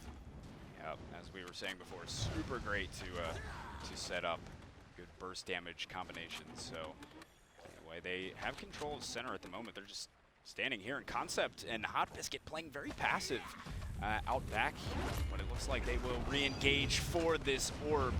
And Red actually got that one. Yeah, they were able to secure it with that snipe. Makes things really easy for Teldo and Verusk, or at least much easier to secure the orbs. With the snipe, they can set up for it quite easily. And now both teams playing pretty passive though, just a lot of poke back and forth. And now Teldo going in, trying to reposition himself, just missed as Hot Biscuit getting himself out of there, getting the Petrify onto Teldo nonetheless. Damage. Good burst damage. And now Teldo gonna have to back off. And we'll be reconvening in the middle here for another orb fight. Ashka going with the BattleRekt that as soon as he uses his Searing Flight across, his next auto attack will be a fireball that inflicts Ignite. Ignite has a damage over time that he can refresh with every single left mouse button click. So he can keep that up, just a constant damage over time as he dishes out damage. Oh, with the stun combo! He gets out, but just barely. Let's see if he can keep this damage sustained enough to survive this fight. So much damage. Ashka going for his ult just in case he dies. Got a lot of damage he out. almost got her. Jade just getting away as Verusk just goes gets it down in the end. And Hot Biscuit really trying to snag up this center orb here. Teldo coming back in. This is going to be a tough 2v1 for him as he's sitting in the back. Not much health to work with, and we are heading into sudden death here shortly. So this is gonna be tough. Center orb coming up. This is crucial for Teldo to get. Lambo Murcielago just utilizing the fact that there's two of them. Oh, but he does sneak it, and he gets almost double the effect. But I don't know if he's gonna be able to sustain too much damage. Oh not man, enough. that was good effort though. He came in, snagged the orb, just couldn't quite seal the deal. He was a pretty tough situation to begin with anyway, but Hot Biscuit, as you can see, pumping out some good damage for the team. The Ignite on Ashka, just to kind of specify more, does 8 damage over a 6-second period, but if I'm correct, I don't think it can be the finishing blow. So it will bring someone to 1 health, and it will not finish them off. So we saw, I think Jade got away. I think the Ignite may have killed her, but it didn't matter. He still was able to get just 1 more fireball, left mouse, out to that Jade to finish her off. After when I thought Ashka wasn't going to come out alive, he manages to get that fantastic ult, pulling them into him, utilizing the fact that they really wanted that kill to be able to land that ult, I believe, on both. Now it is tied up at 1-1. They're just both poking again. They played pretty slow last round. Looks like they're playing slow again. Sniping that orb is Verusk, and it will go over to Red. We have a fight down in the bottom left here as Teldo started to engage, but they're just going to back off and keep control of the center. That's the thing you got to do, even if you pin them in somewhere. A lot of times you don't want to go too far, so you can keep control of the center orb. You want to, don't get too carried away with it. Concept is in onto Verusk, and he will jump away, is trying to fight them off. Having to use the shotgun as well to just blast them back. It hasn't go in material yet. And Concept coming in, getting the end cap, and then the stun onto Verusk. But here comes the combination. Oh, there just it is. so much damage. It's so hard. You just have to sit and watch your poor character get demolished. Yep. you know it's coming. You see Crook just staring at the ground like, oh, here it comes. It's like, help me, please. And he just getting pounded. Takes so much damage. He just went from 75% to under 25% in just a matter of seconds. And he's paying for it now, just sitting. He really can't do much. I mean, Concept just sitting up in the top right. It's really tough for him to engage heavily, because he'll just go down and they'll focus him. But he's coming to the rescue with the C, gets the stun onto Verusk as he was using his ultimate, but they're gonna line it up onto Ashka. Mr. Hot Biscuit getting roasted, and that will be another round over to Teldo and Verusk, making it 2-1. Ashka having a small hitbox problem. He was standing on a wall, he had vision of his enemies, he went to go right click, but his fireballs were too big, and they all just started smacking the wall right in front of him. He wasn't able to dish out any damage while they were petrified. He wanted to utilize it to break that petrified shield and start to deal damage on a single target while the other one was still sustained within the stone, I don't even know, the stone shield. guess what? Yeah, it's its own shield. Yeah, Yeah, like Han Solo. yeah, exactly. You got it dead on. That's exactly what it is. Yeah, dead on. We're gonna start every time you petrify somebody, just you Han Solo'd them. Han Solo. That's you're starting that. I expected this game. Yep, this is it. All right. So now we're gonna have some slow poking going on. No one really wanted to be the one to initiate. Oh, it is going to be Hot Biscuit Concept that actually secure our first orb. These guys really do like to play it slow. The first round wasn't quite the case, and then the past 2 or 3, they've taken down the tempo, at least initially, off this. But Varus getting separated and getting pinned down into this corner. We'll be able to get away as we have a fight up here. And now that the orb is up, they're going to have to duke it out. Oh, they have their own stun combo out to dish. Oh, and there's, Ashka getting stunned as well. The snipe, and then Croak into just slicing and dicing, and now Hot Biscuit Concept control the upper end of the map, and they're just going to have to regroup Teldo and company down here in the bottom as he comes in for the orb, getting the stun onto Hot Biscuit. Now they've got to get this one. Hot Biscuit Concept. So much orb control with Jade. Get it nearly every time. I mean, 38 damage. There's not much you can do. You can't even get in the way and block it because it's a piercing bullet. All you do is reduce the damage by 35%. So you either have to CC her or hopefully burst it down over her, and the chances of that are going to be pretty slim. We're coming up yet again, just dodging the stun was Hot Biscuit. He's lining up for the right clicks. Nobody home to receive him, so now Concept getting stuck in place using the ultimate. Couldn't land too many of the shots. I don't believe missed the tail end of the ultimate, but initially wasn't able to grab anything. Concept up top is in a lot of trouble. He's got to get out of dodge or he's gonna go down. Finally being taken out now. Hot Biscuit in a 1 versus 2, using his ultimate, getting at least Teldo in it, but can't seal the deal on the rest. Just too little health, and now 3-1. Trying his best to use that firewall. It's able to keep Jade a little bit at bay, and even if he just uses it against Croak, he's doing, if you include the ignite that comes with it, potential 22 points of damage with every single fireball he hits them with. Now the ignites probably overlap a bit, so you wouldn't get the full damage, probably closer to 18 per firebolt as opposed to the last one. And they don't have any way to get rid of debuff, so everyone, or both players on Telrask will have pretty much no choice but to take the entire damage from ignite, as they cannot get the debuff off of them. Hot Biscuit getting out with dodge right away, making sure he avoided the snipes, and continuing to see this poke play here. But that case will change as the orb comes up. Concept getting the stun onto Jade, making sure that they at least have a shot at this orb, and they will be able to secure it. As now coming in, oh yes, Concept getting more stuns onto Varus, and it's 2 separate fights yet again here. We will be reconvening shortly as Varus and Teldo coming in from up top. Silence onto Hot Biscuit. Both just waiting with the seed, for the orb. trying to bait each other out. Yeah, they knew it. They, as you said, bait and switch, just waiting for it. And now, as they, oh my goodness, Hot Biscuit getting stuffed down there in the corner. Barely alive at the moment. He's got to try and sustain for a little bit longer if he can, but they're in trouble. Not much he can do with 9 health, and he's so far from any health orbs. I don't think he has much to sustain unless he uses his EX space ability, his Searing Fire, but it needs 50% energy, and he's still pretty far from getting that second chunk, but a few hits, and he might be okay. Yeah, well, that's about all he really has to, as far as a shot at getting back into look at that timing on the orb. They know exactly how long it takes. Yeah, these guys have done this a few times, I'd say. Just a few times. Maybe 2 or 3. Yeah, 2 or 3, maybe 5 if we're being generous. But still landed a bullet. Yeah, and now they're coming in for Hot Biscuit. It was only a matter of time. He was just sitting back there in the fetal position, finally being taken down. So now Teldo and Varus closing in on to Concept. They secure the orb, and I can't see this one happening. I think that's safe to say that one's dead and gone. So now 4-1. Really, really solid play overall from I just like shouting the name Hot Biscuit whenever something goes on. Hot Biscuit. I want to start using that as like an expletive whenever I get excited, you know? Hot Biscuit, that's crazy. It's a good one. I love that. Well, that Hot Biscuit. Hot Instead of hot damn. Yeah, yeah. Hot damn Hot Biscuit. Hot Biscuit. Well, you just became a new thing. Hot Biscuit, I hope you know.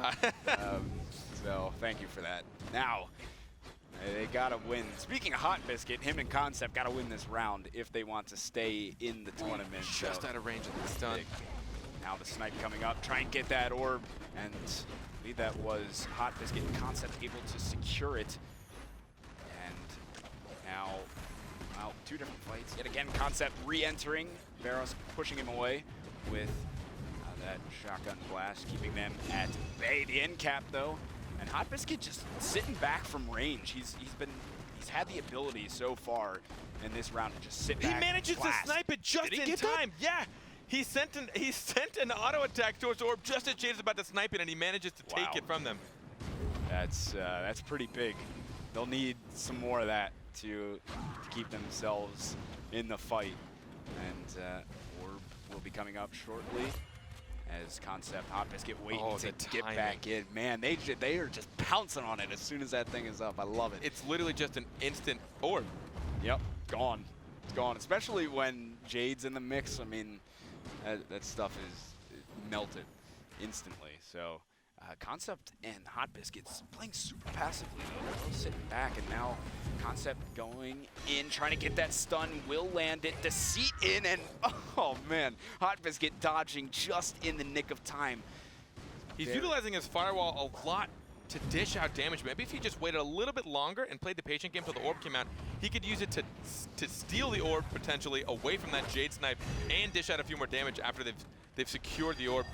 But oh man, this is exactly what he was trying not to do. Letting Teldo get on top of him with still 100% energy and the ultimate. Oh man, he puts up the wall, but it's not enough. Ashka going down now. Concept 1 versus 2. He's got to go huge to stay into the tournament. There is a full ultimate up there, and he already has one in the bank, so he will use that trying to get back to the other one. But dodges. Teldo jumping right over top of it. Concept knows it's over, and that will be Telrosk moving on, taking it 5-1 overall. Pretty solid play from both of them. We've seen just great coordination from the two of them, Teldo and Barros, the whole tournament. Those insta orbs, between the 38 damage on the snipe and the 18 damage on the leap, they can do the orb only has 50 health. Yep. So if they time it exactly as it spawns, there's really not much you can do about it. No. Either you CC the Jade, or you CC the Croak, but at that point, Jade's still going to do 38 damage. Just going to left mouse click a few more times. Yeah, not much going to happen over that. Yeah, there's really not much you can do to try and control that orb. Or pull it. Yeah. But timing that better than they were is going to be difficult because they have that timing on lock. Down to a T. Like that is very, very good from them. So moving on is Teldo and Barros. If you guys do want to sign up for our tournaments, keep in mind you just saw the link down there, BattleRekt.com. You can redirect you to the GGN site. You'll get to sign up and participate in all these fun events. But Carpet, let's go ahead and take a look at our bracket here and see how things are shaping up for a second semifinals going into the finals. So we did just get to see our Croak v Croak, which I was excited to check out, but Telrosk just a bit too strong with that Jade combo. Those chain stuns and in caps. You'll get an in cap from Croak, followed by a stun from Croak, followed by a stun from Jade, followed by a root from her disabling shot, and if you cast an ability, a 1.2 second root, and then followed by a 1.2 second silence if you cast something. Just so much lockdown for two people that also dish out tons of damage. So now we're going to check out our other semifinal match. That's right. We are just about to head into it. We saw that great duo of 2-1-3 and Blanks earlier. The Rukon and the Lucy combo played it beautifully. I loved watching them. They're going to be up against X-Blacks. Had the big Pearl plays previously. Big Pearl plays, 1v2s, just outplays all over the place, and Condemned as well in the mix. You know, I think this, hopefully, we're going to see a good one here, as we are actually just about to go into our picking phase, and we will be headed into game, folks. So we're excited to have you with us anyway. I don't know if we've thanked you for being here today, but we do appreciate the support, you guys coming out, watching these great matches for our first tournament, and we're gonna have this last semifinal set up for you here as we go into game now. So it's Condemned X Black against 213 and Blanks. I'm a big fan of Rukon. I mean, ever since it came out, I really just like the kind of CC he can dish out, and just the amount of... he doesn't have a lot of hard CC. He doesn't have a stun. He does have a snare if you manage to melee his consume, and he does have his pull, which can really change the pace of the game. And as we saw last time, he was bro of the year.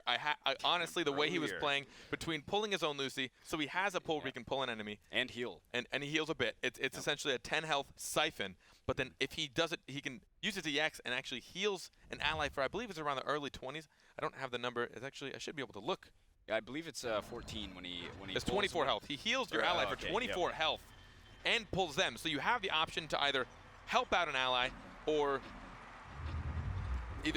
by either taking them or taking the person that's locking them down. So he did a great job of healing for his teammate and actually saved Lucy in one of those last few rounds from taking that last bit of damage that would have sealed her fate. We're headed into it. Lucy panicking, Condemned right away. And Blank's just sitting in the back, doing what he did before, getting those heals out, and letting 213 just pump out damage, going in for the orb. It looks like Condemned and X Black were able to secure that. Using the ultimate already is Blank's throwing Rukon out of the mix. Or excuse me, throwing one of them out of the mix there. And now it is going to be not biting on that counter. And ultimate out from Condemned as well. Orb is backed up. Lucy using her ultimate.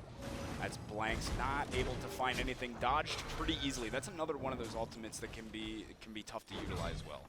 Yeah, I mean, you want to get that initial landing from actually smacking them. It's got a pretty short air time, so sometimes it can catch people off guard. Sucked up during the ultimate! Just as he's wasting his ultimate. That easily could have changed the pace of this game. Oh, look at that claw flying through the bubble. It's gonna miss everybody, but now the orb is up. Condemned, I believe, was able to secure that one just barely. Oh man, Pearl getting pulled in.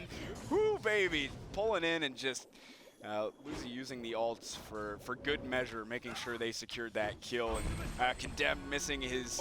Baiting it out and then getting the silence on the ultimate. Oh man, shut down, as they say. Honestly, after that first ult we saw from Pearl landing on Rakan, she threw him on the other side of the wall, which locked down Lucy alone with poor Shifu. As we already know, Lucy doesn't have a whole lot of mobility. And then as soon as Rakan landed, we saw Pearl actually land her fully charged left mouse button.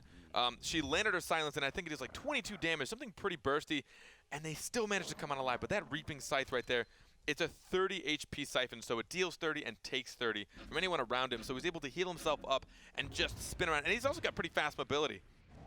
As he does that, I should say. Yeah, he can get himself around there. And now, nobody biting on that counter, immediately into the consume for 213, as back in the corner for now. Pearl getting herself out of there as well. And now Lucy's sitting in the back. He's got Condemned all over him.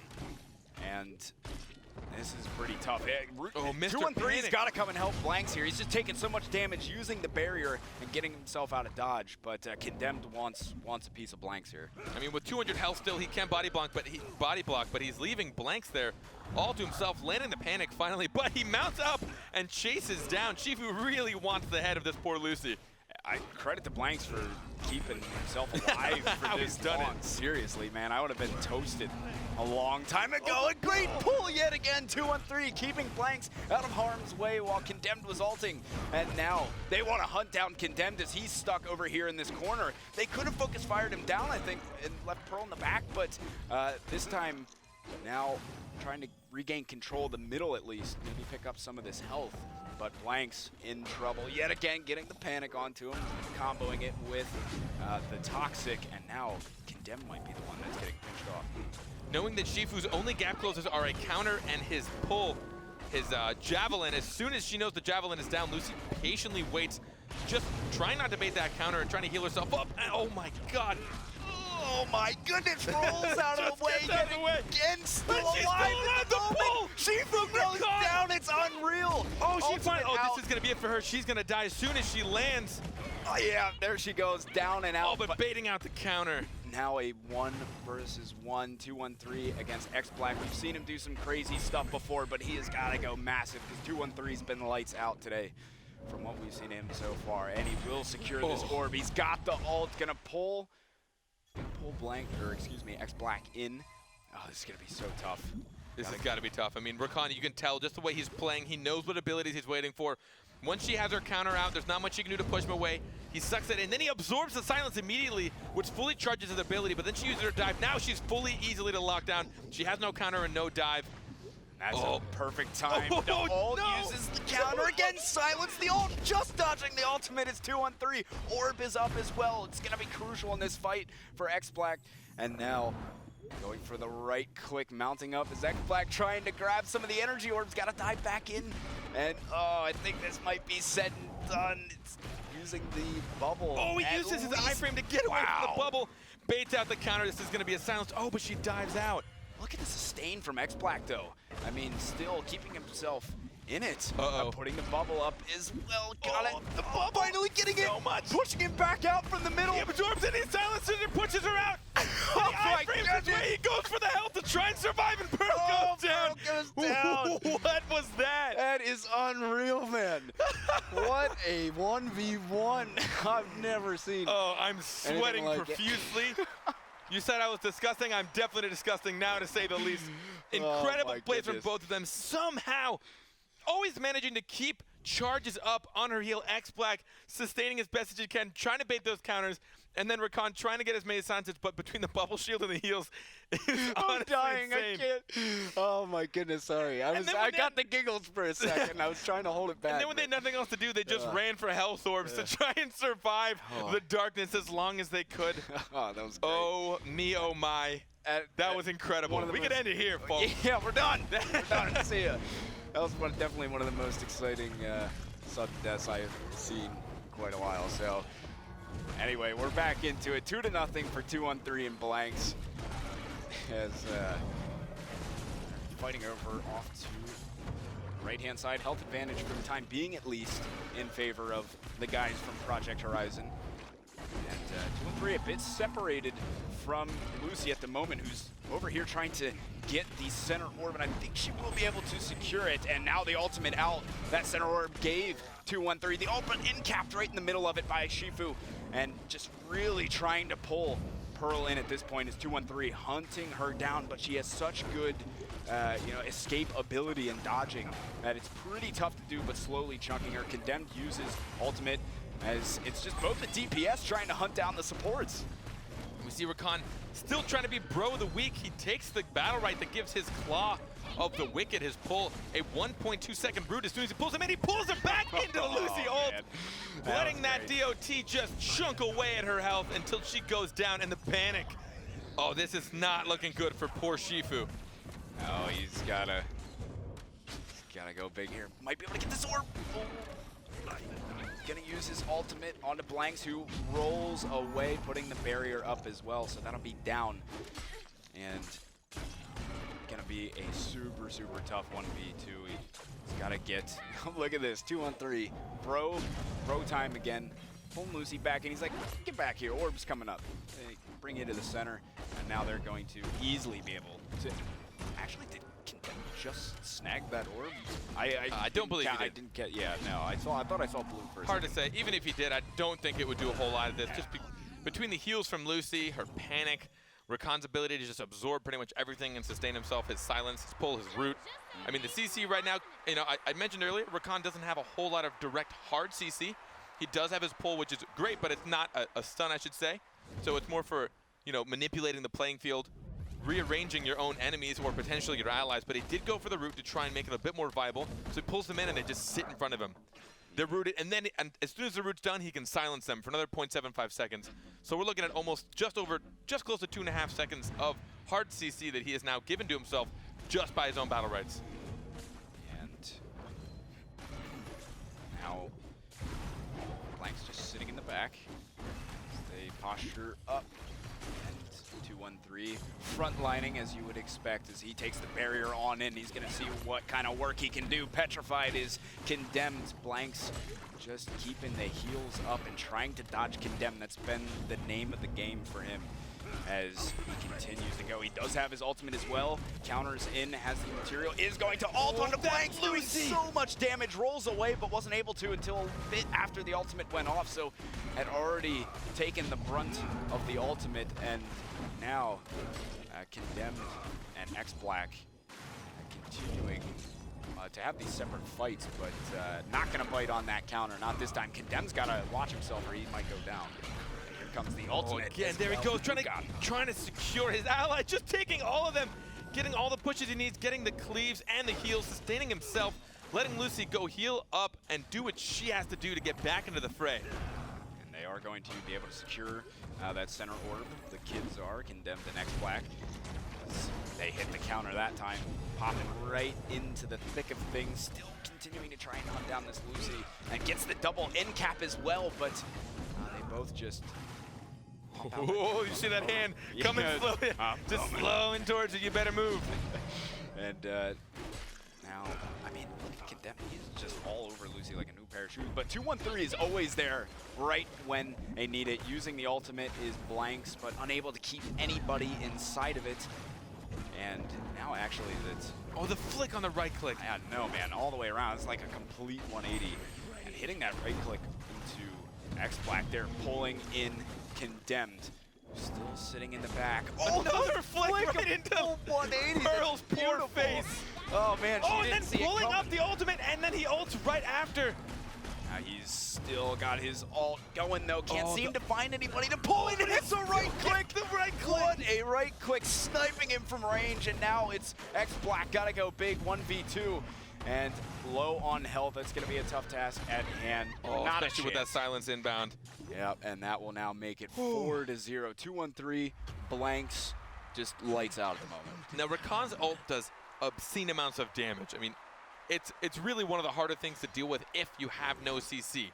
But if you can lock him down, I mean, we're talking every single hit is 20 damage, and he heals for 16 himself, whether he's pulling you or using his left click, which becomes that massive cleave. But if you can CC him, you can. We've seen several times so far just this series of his ult being entirely wasted. Whether he got grabbed by a Pearl ult once as soon as he ulted, he's been in-capped and stunned, he's been silenced. So 100% energy gone.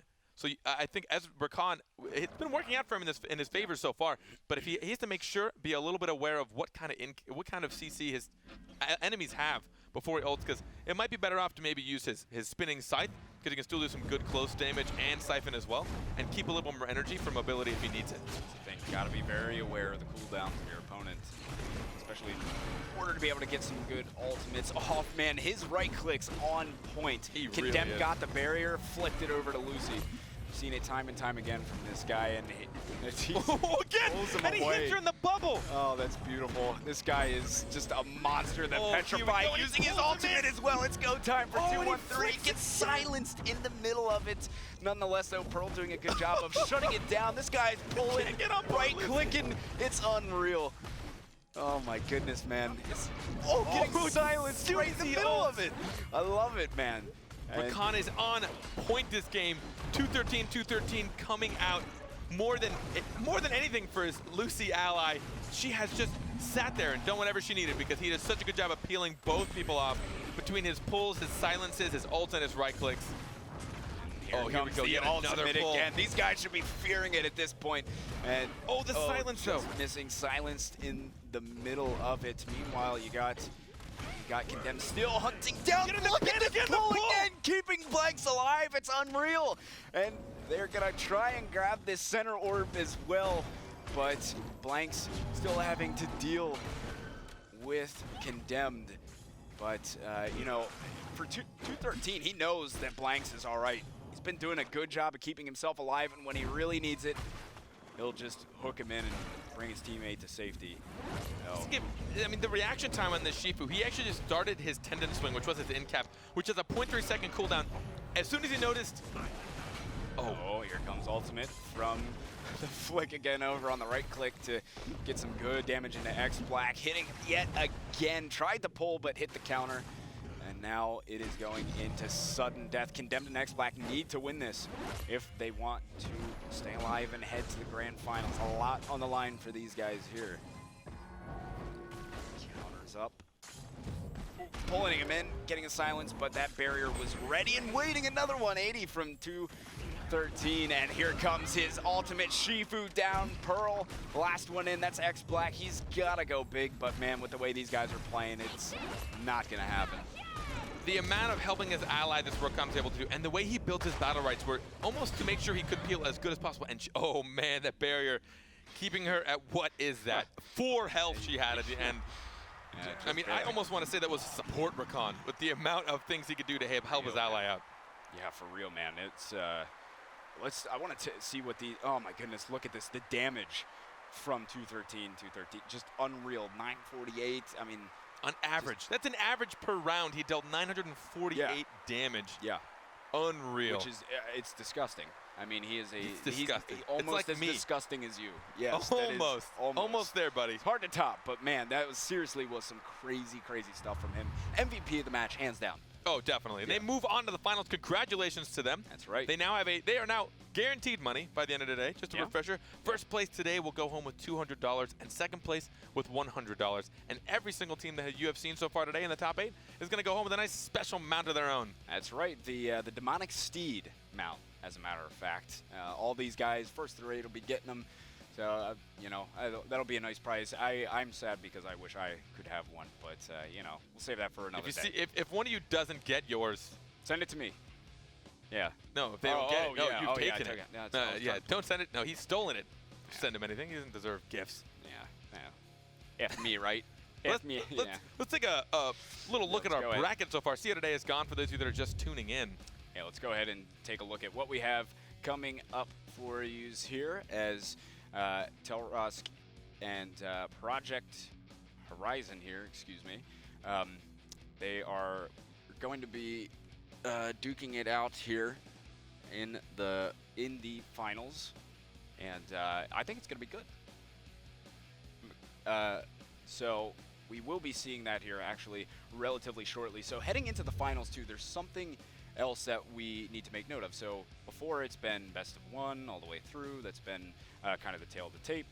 But in the finals, keep in mind we are doing best of 3s, which is best of 3 maps. So you're going to be able to change throughout. There's going to be different maps. It's a lot longer and grueling, but that's to really kind of tell who this better team is at the end. I figure it'd be a fair way, especially at this level, if there was a potential map pick that maybe hindered one of their team comps, they'd have the capability of maybe trying to come back as well. So I think we're in for a good one, man. I don't know. This is a tough call. Who do you think in this in this matchup? I mean, there's a very good idea. I mean, it's really hard to say because Tel does a great job of you can tell the amount of times he's waiting for abilities, he's waiting them, drawing them out. But with Rakan doing such a fantastic job of peeling for Lucy. If they go with these team comps, I just saying, and I just want to let everyone know, if Rakan were to, as soon as he ults, spam away at either of his abilities and land every single one of them before his ult ends, he would dish out a 140 damage total, which is insane. I mean, that's over half of anyone's health maximum. Now, the chances of him actually landing all of them, pretty slim. But if you were to land even half of them, that's still 70 damage from an ult. But as we see, if you can in-cap him, as we know, Teldo's great at that. The Teldo-Jade combo, so good at stunning people down. As soon as they see that Rakan ult, if they're able to do their combo on him, waste his ult entirely, and also dish out damage, that would be quite a hit to him. Yeah, man. Honestly, for me, it's a tough one to call because these guys have been playing lights out, both teams, like all game. Or all tournament long, excuse me, at least through the matches that we've seen. And if I had to take a pick, I'm gonna go for 2-1-3, 213, 213, and blanks. Yeah. What do you think? So we are going to be heading in here shortly. I think they're in the process of picking some of these maps. So exactly how the maps work as well, I think we should go over. this why picking We and got some this time. banning process. Yeah, as we're waiting for teams to get ready and pick through them, we'll explain their process. So basically, it's the same banning process. They're all going down, banning one by one until we get down to a final pool of 3 maps, and then from there, it's going to be the team. Then one team is going to select one from that pool to play first, and then the other will select from, the remaining 2, and then third is obviously your third and final map. Team on the top end of the bracket will get to pick first out of that pool of 3. We felt it'd be a pretty interesting way of trying to keep things even, but also trying to change things up in the middle. Best of 3 without, as far as grand finals go, give them a little more chance to prove themselves, because we don't want a map to really hinder their capabilities, especially because, as we can tell, this is probably characters they play a lot, and they want to play these guys competitively, and we want to make sure that they can play people that they're great with. So the first map, let's say they have a little bit of a hindrance because maybe you have some more walls or not enough walls if you rely on maybe hiding behind them or using them for end caps. Then the next map you'd pick in your favor, and then hopefully by then, if it really was fair, it would be a 1-on-1, and then the third map would be neither of your first choices.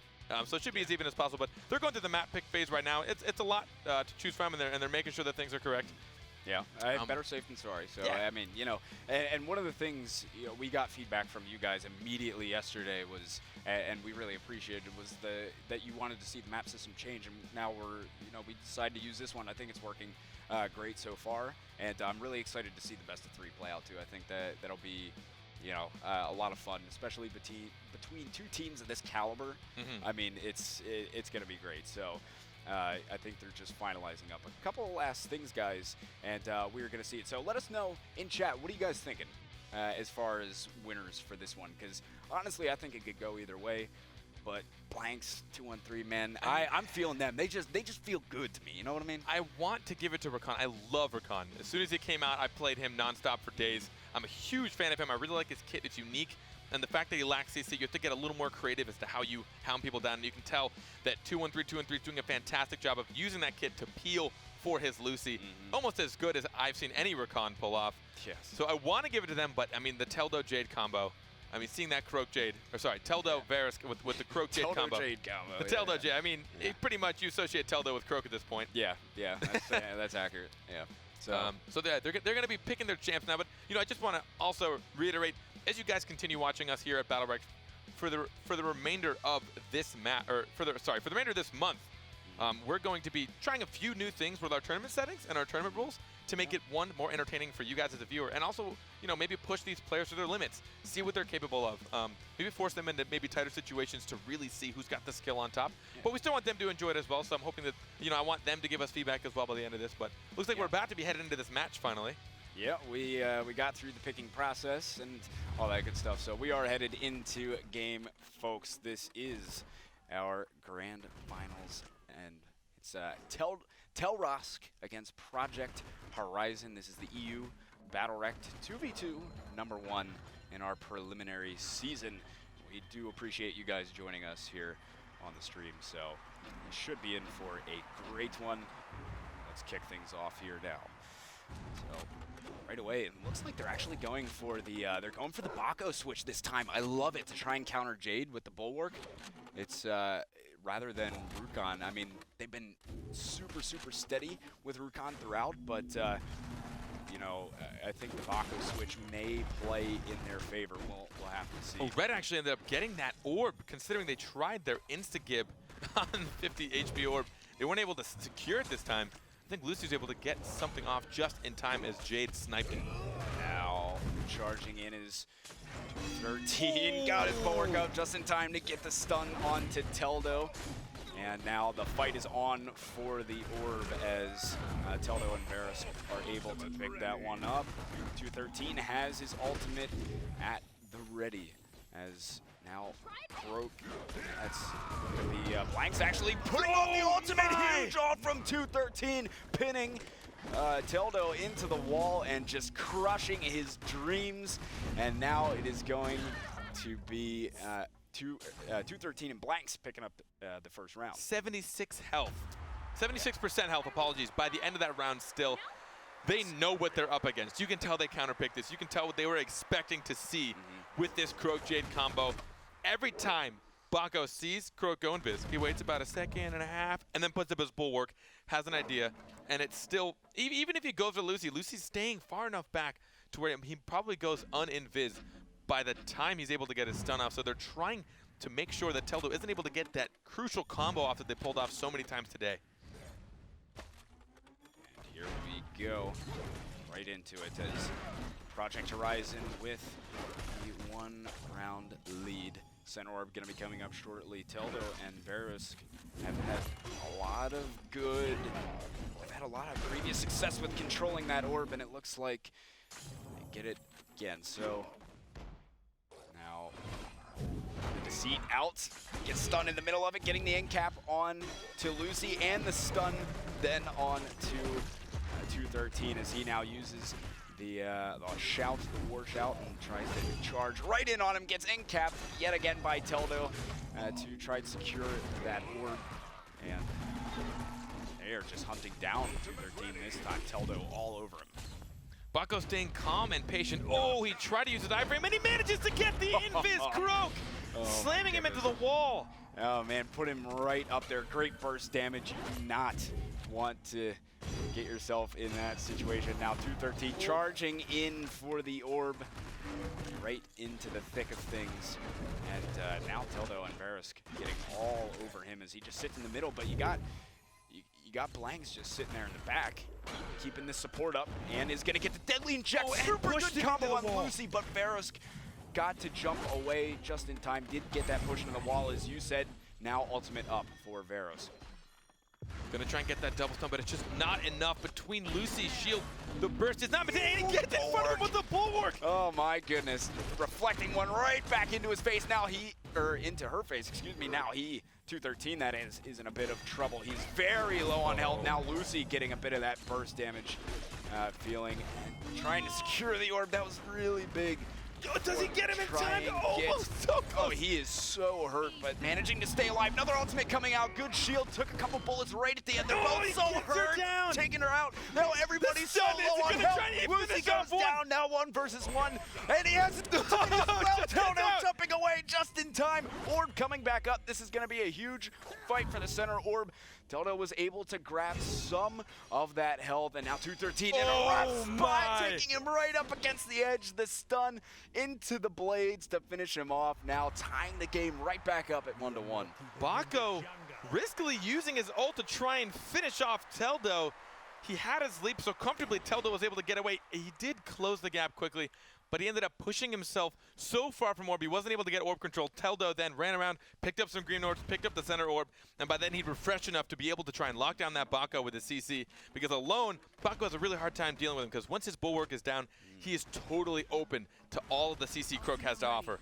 Yeah, he's definitely got to keep track of some of these cooldowns more often. I think, too, when he just tried to charge right in at Teldo with his ultimate, I mean, that was a pretty high-intensity situation there. Oh, yeah. And he was just like, oh, win it, I want it, kind of thing, you know, and could have played it maybe a little bit slower, but in the end, exciting nonetheless. We're all tied up at 1 here. Remember, guys, this is a best-of-3 maps, so you know, we still have a lot more to go. This isn't the last we're going to see after this map. So we're just about to come up, and rooted is Bako. He's going to jump in and secure the orb for Project Horizon as he's down low on the map here. Going to get a good flick over onto BattleRekt with his right click and just taking heals. Tries to go for the charge, pinning Teldo into the wall. Just missed it barely.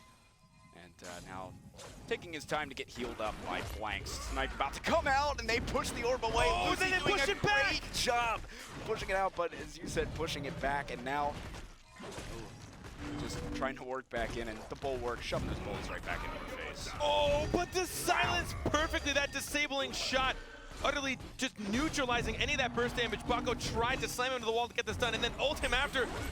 Man, he's got his ultimate again. 213 jumping back in. Where's he going to go with it? Taking BattleRekt all the way back, charging again. Again, the right click as well, using his bulwark. So much damage onto BattleRekt.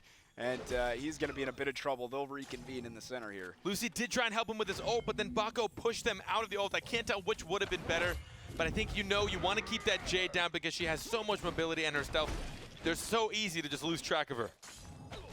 213 coming back in, is gonna jump, gets the end cap on to Tildo, stuffing him into the wall. See you later. Now 1 versus 2. Barrows takes the right click. 213 coming up big again. Now it's a no versus 2. Yeah. Good one. That was great. But I love it. Honestly, like the way they're positioning, they're trying to counter Teldo's combo. Yes. They're trying to stop him from getting that stun. So you'll see Lucy sit way back. Bako putting up his bulwark, getting ready for that stun. If we see Kroak attack that bulwark, he's going to get countered. He's going to get stunned immediately, brought out a cloak most likely, or at least very shortly after, because the cooldown, or sorry, the active of that is not terribly long with the amount of time he's probably been walking around, and then we see them just try and burst him down, slam him into a wall. This map is great for Bako. He has all the room in the world to try and smash. This is why I expect map picks to maybe play something different in rounds to come. It definitely plays a factor in the overall course of the game for sure. Can make a big difference. He's getting ready to charge himself back in. Teldo's gonna get on his trusty steed and try and fly in towards Blanks, sitting back here in the corner, and apply a bit of pressure. Doing some good damage so far, but the thing is, he's got to be careful, because if he gets too far into that corner, 213 turn around charge, stuff him right into the wall and deal tons of burst damage. Great Q out from Blanks as well, keeping Teldo away as he was in the seat. Now he will charge back in. 213 getting the barrier from his teammate, and now trying to set up that combination with the stun and snipe, and it is just a brawl in the center of the map, trying to fight it out for that center orb. They will get it in time. We got 2 separate ones going on, finally coming back together now. Bako now with 125% capability of holding his ult. He wants to make sure that if he does use his ult, he's not completely left stranded. He has a bit after. He charges it faster as well, so he's able to try and, oh, there we go, ulting into the wall, but the DC comes out. Kroak is on the prowl. He is on the prowl. Indeed, just missing the charge. 213, both of them get silenced, orb secured, and now, Teldo. Hey, get charged here, get the stun, so good. And I believe I heard an ultimate out from Barrows as well, but 213 having his way with Teldo over there on the right side. I mean, just to compare the CC of these guys, if you were to just take the top CC ability from either of these guys and do them back-to-back, we see the Lucy Bako combo with a 9.5 second top CC between the two of them, using a single ability each. And then we see the Kroak Jade with only 5 seconds, so nearly double the CC. That's what they've been doing to Kroak. As soon as they catch him off, as soon as his combo's down, he has no more invis. They lock him down, and here we go again. Oh, shut down. Lucy, that's Blanks, not deterred by having Teldo all over him, and they will finish off Jade as well. That is 3-1 for 213 and Blanks. And they are feeling good so far. The Bako switch working out phenomenally for them. I feel like we talk a lot about 213, but Blanks really doing great with the support in the back line as well, keeping 213 sustained. I mean, look at that, 380 protection. I mean, Bako only has 250 health, so that's 130 health over what he actually has maximum. I mean, he's also healing himself, I'm sure, because every now and then Blanks does get hounded down by Jade or Kroak. But still, that is a lot of heal. It's not an infinite ping. He can't just keep right-clicking. He has to wait for it to be off cooldown. Plus, his shield also counts as protection, and that is a 50 HP shield. Pretty brutal. Yeah, keeping a lot of sustain on him as he gets right in there, charging Teldo into the wall, putting the barrier up.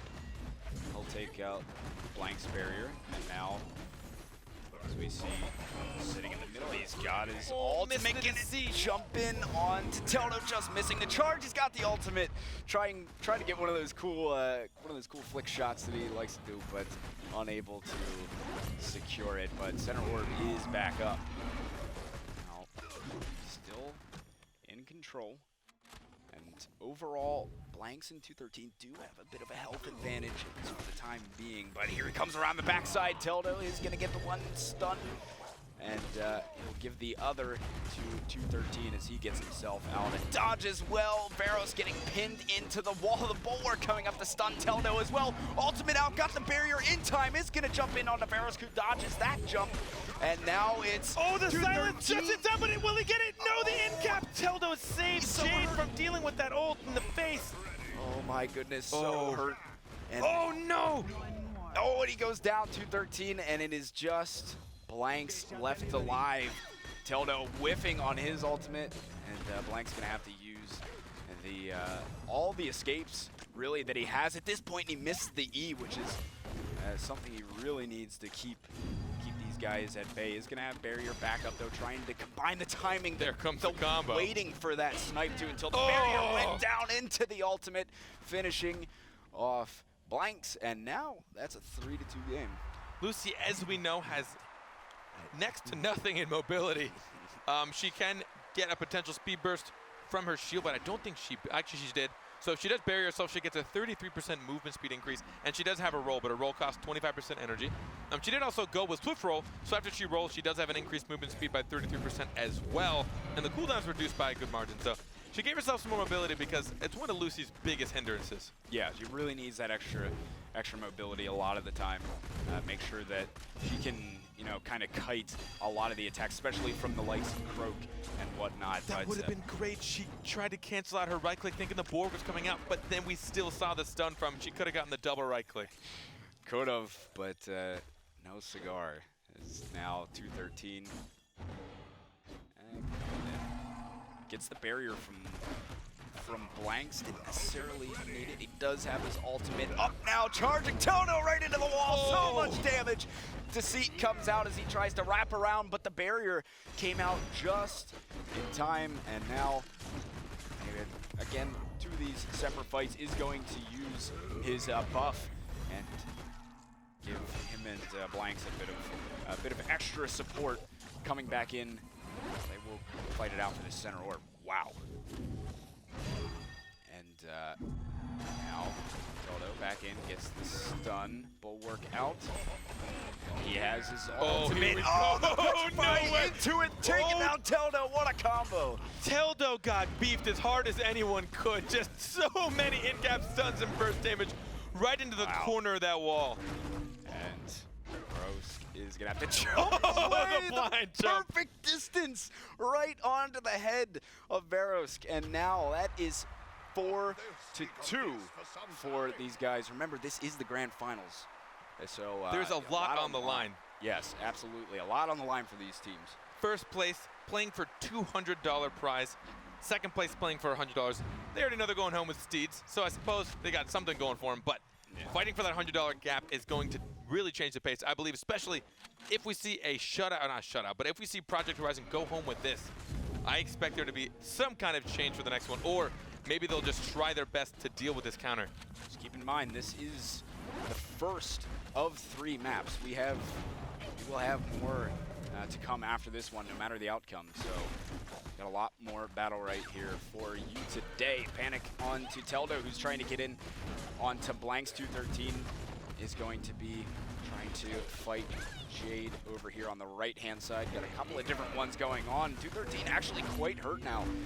Needs a bit of health if he can get it, but the whole time Blanks has been trying to run away. Ultimate in, couldn't avoid it in time. Got the barrier to absorb most of that ultimate, I believe. Bulwark out, but now he's got nothing. Oh, he's desperately trying to get away, but it was just not enough. Blanks couldn't keep the sustain in there. He had to deal with Teldo this whole time. Really did a good job of harassing. Well, in this case, it looked like Jade and Bako tried a little bit of 1v1 in the middle of that battle, and Jade came out on top significantly. She was able to counter it again without that Bulwark. It's really hard for Bako to sustain damage, especially if he doesn't have his ally Lucy there. Since Lucy was getting pinned out by Crook, she wasn't able to give him the shield he needed or the heals he needed, so Bako was slowly just losing max health shot by shot as Jade just kept trying to sustain that damage, keep that DPS coming. And since he was losing max health, even when he did finally reunite with his dear friend Lucy, he wasn't able to get up to the health that would have brought him back into the fight. Yeah, it's just too little too late in that instance. So that'll make it a 4-3 game. Project Horizon still in the lead here. It's a very close one. Couldn't ask for a better grand finals, as now right away getting slammed into the wall is Teldo, and he wants to get right back onto Blanks. It seemed like the recipe for these guys on that last round, doing a lot of harass and you know, keeping the sustain off of 213. So they're going to have an orb coming up in the center pretty shortly. Here comes in, gets the end cap on to 213, taking a lot of burst damage. Bulwark is up, but he's in some trouble. Ultimate out as well from Varus. Didn't connect on too many shots, but still, he's gonna jump back in. Gotta get this orb. Oh, the flick all the way around the 180. Oh, but the snipe nonetheless from Varus, finishing off 213, and it's Yeah, Blanks knows there's not much hope. Teldo and Verisk, they've altered their play just enough.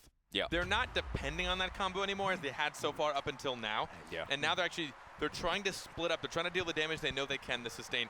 We see Jade using her energy a lot now to get that immaterial. Her shift Q, which is actually her smoke veil, it gives her and any allies near her a complete immaterial so she can't take damage at all, and she's invis, and she can start attacking people.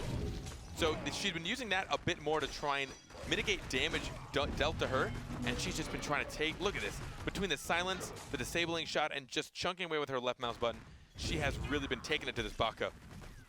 And now, charges in, got Teldo in for just a second, getting the barriers. He was rooted and still applying the pressure nonetheless, and Blank supporting from the back line, gets the end cap.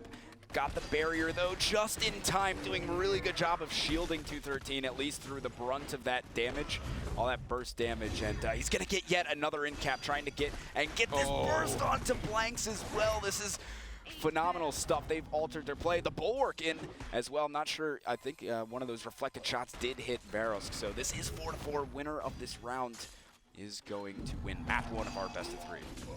Doing their best, and we see they're finally trying to start to deal with this Bako. She's silencing, and now take a look at what Teldo's been doing. He's been in-capping one and then stunning the other. Oh, but the damage! So much damage onto Teldo, and now gets stunned again. Oh, pins him into the wall, got away just in time, goes down, Blanks. Oh, Jade saving him with the disabling shot. Wow, that was super, super close, and now Blanks is left in a 1v2, and it's so tough for Lucy. She's not the champ you want in a 1v2 though. It's gonna have some pretty good burst though. Jade went immaterial, and this should seal the deal on map 1 indeed. And that is going to be Teldo and Verisk taking it 5-4 in the end. The comeback kings. That comeback was pretty impressive. I believe it was 4-1. I want to say that was yeah, 4-1, because then they brought it 4-2, and they just kept winning from there. Yeah, I believe you are right. Correct us if we're right. Yeah. Correct us if we're right, and then tell us we're wrong if we're wrong. I'm confused. What Teldo started doing, so the combo they usually do is he gets his deceit up, he walks up to somebody, he gets the in cap, right. Jay starts lining up her snipe, she gets a stun, or he gets a stun first. Either way, then they do like the in cap stun. But what they realized was happening is every time they do that, a Bako would show up or Lucy would panic one of them. So what they do is he'll in-cap one and then run chase down the other one, stun, and then do it on the second guy before the first person that he in-cap was able to follow up suit.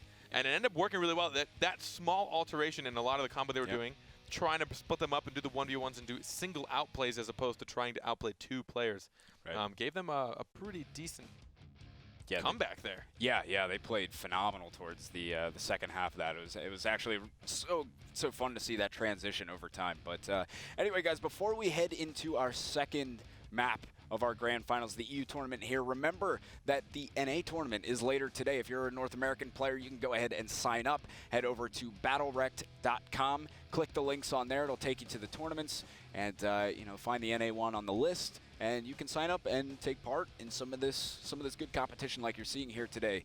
It is free to sign up. Same prize pool for later today as well. 200 for first, 100 for second, and everybody that makes it to the top 8 gets the Demonic Steed. That's right, the Demonic Steed. The Demonic Steed. It sounds weird when you say it a bunch. Demonic Steed. Demonic Steed. Yeah. It's I'm gonna be tired of hearing myself say it at some point. So you don't go back and watch it. But I want it still. Nonetheless, it's sick. Anyway, but we're about to head into map 2 here, guys. Again, for anybody that may just be joining, because I'm sure some people are coming in right now. Their friends are telling them, look, this game is sick. Got to get in. So this is best of 3, and so far we do have Teldo and Verisk taking a 1-map lead. They are up 1-0, so we're getting ready for our second one. And looks like actually all guys are in. We're going to go into the picking process yet again. Something tells me it's going to be about the same, but yeah, it's hard to say. I mean, up until now, we'd seen 213 going with Rakan and his ally going with Lucy. And they tried to counterpick against Teldo and his Jade friend. I got to stop doing that. I feel like it's almost offensive. Teldo and his Jade friend. Teldo and Verisk, their combo, they're their Croak Jade combo. Trying to counter that, he went Bako instead, and it worked really well in the beginning. But it's looking like he actually has gone back to Rakan. Maybe he'll be able to peel a bit better and keep that. They're so leapy. There's so many leaps coming out of that combo. Yeah, and I'm super excited to see him back on Rakan. I mean, he was doing a great job on Bako as well.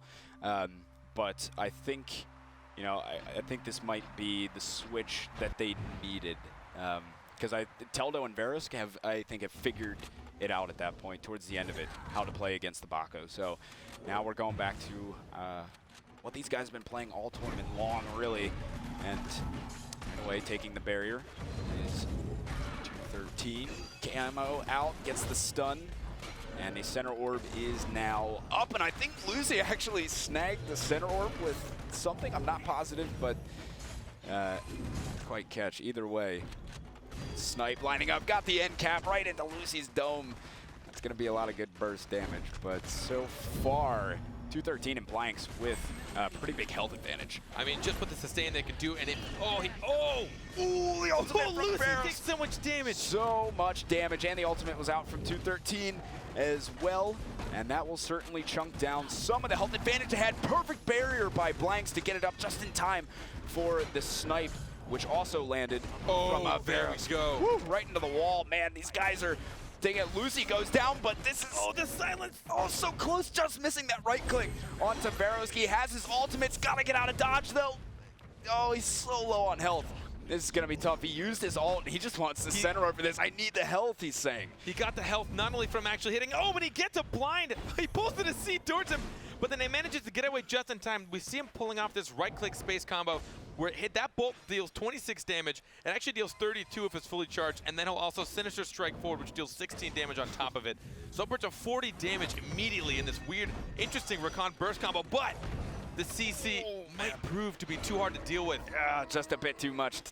Finishing it off there, taking the 1-0 lead in map 2, but good effort nonetheless. And what I see, Teldo and Verisk have really started to figure out how to hunt down Blanks a lot of the time and really make him a lot less effective over the course of this match. Yeah, and as far as supports go, Blank has actually gone with the potency BattleRekt for round 1. So his Clarity Potion will actually remove a debuff if you put on an ally and remove a buff if you put it on an enemy. So with all these stuns and in caps happening, I imagine you want that because now it'll additionally get a heal on top of that. So help Rakan with that sustainability. He's got so much of it on his own already.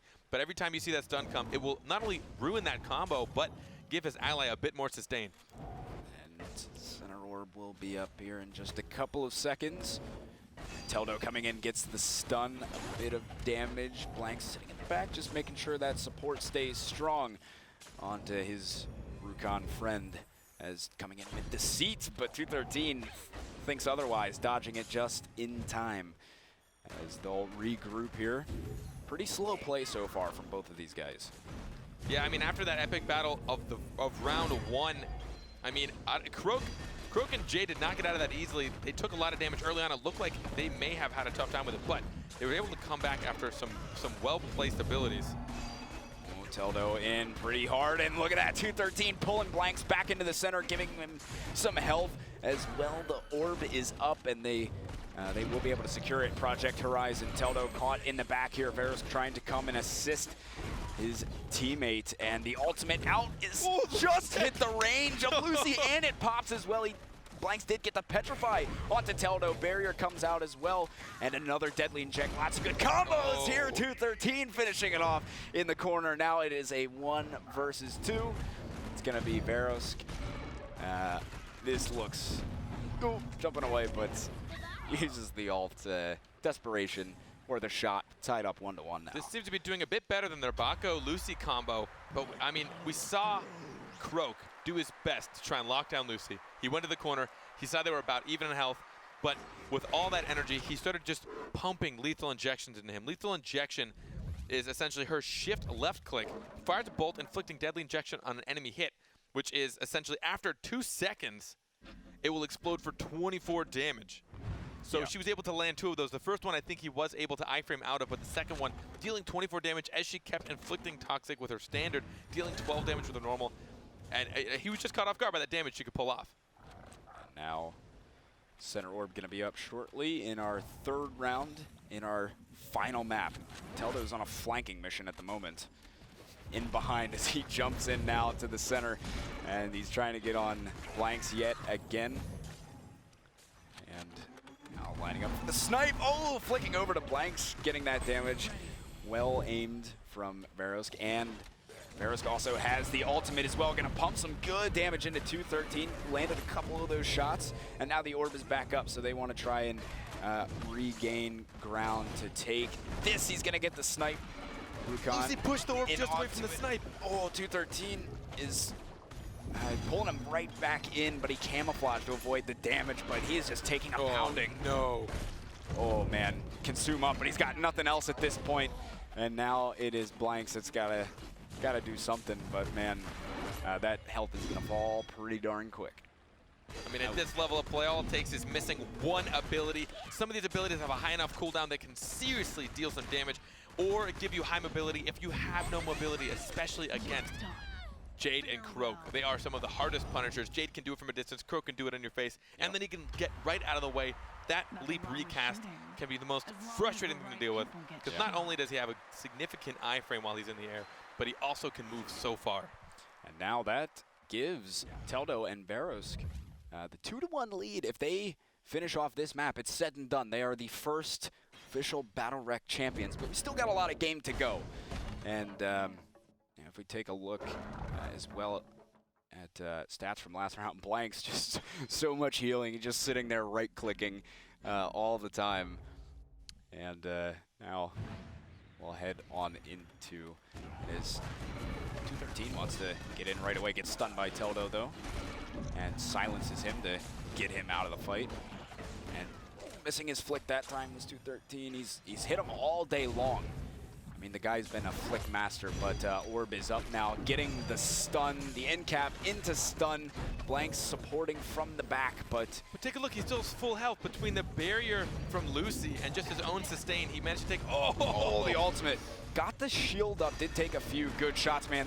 Teldo's just laying into Blanks at the moment. 213 is gonna pull Blanks just to give a little bit of extra health, but man, they are just chunking away the damage little by little, but we're about even on the health pool at the moment. So still anybody's game for sure. Definitely can be. We've seen both of these teams turn it around in a matter of seconds, but now Lucy's gonna get hounded down. There we talk about that. Teldo stun in cap one, stun the other combo, which works so well to let them just hound down one poor individual. And this Lucy is gonna go down. Too much damage for her. She can't catch a break, man. And there's 213 pulling in Teldo. He's gotta go big here.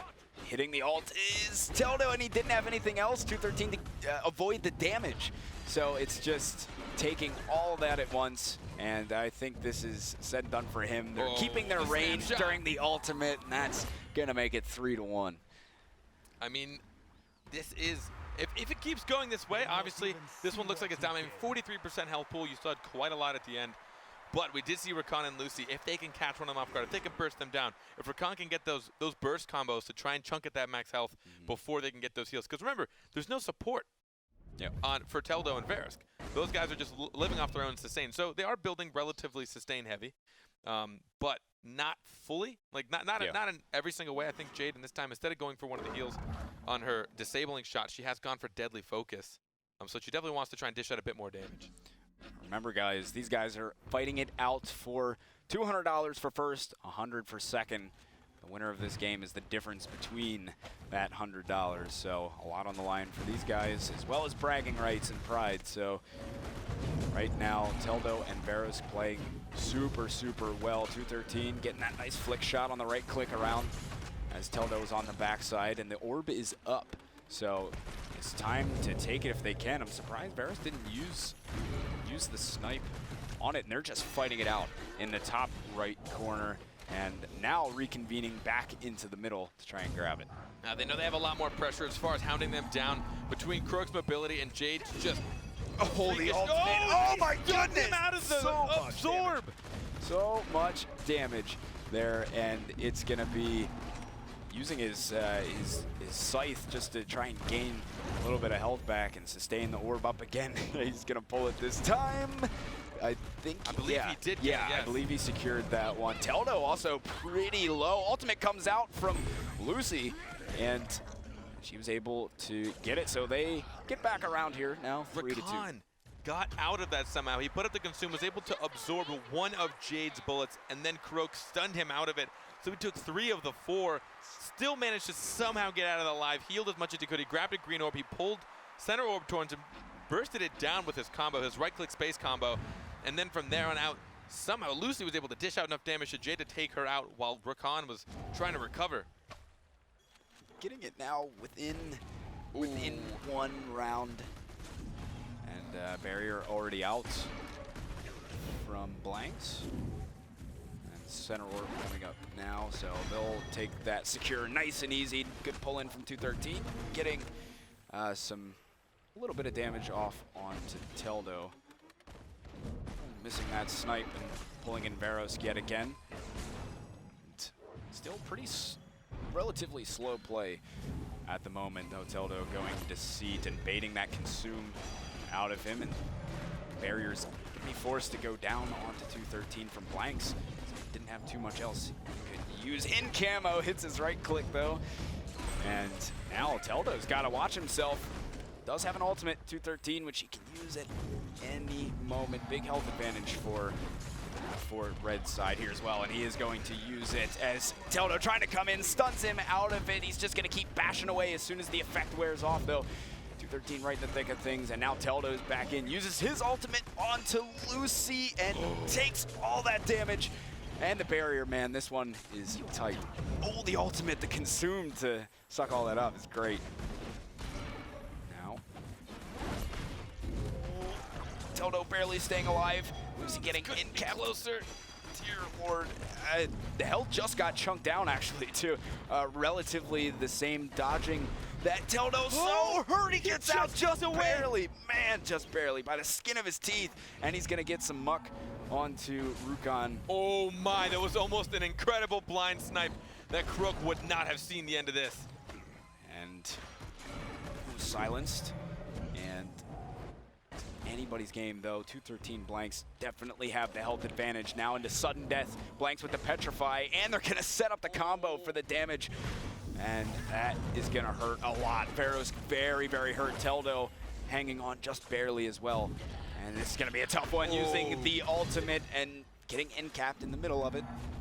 And the stun out as well. Had the barrier from Blanks though.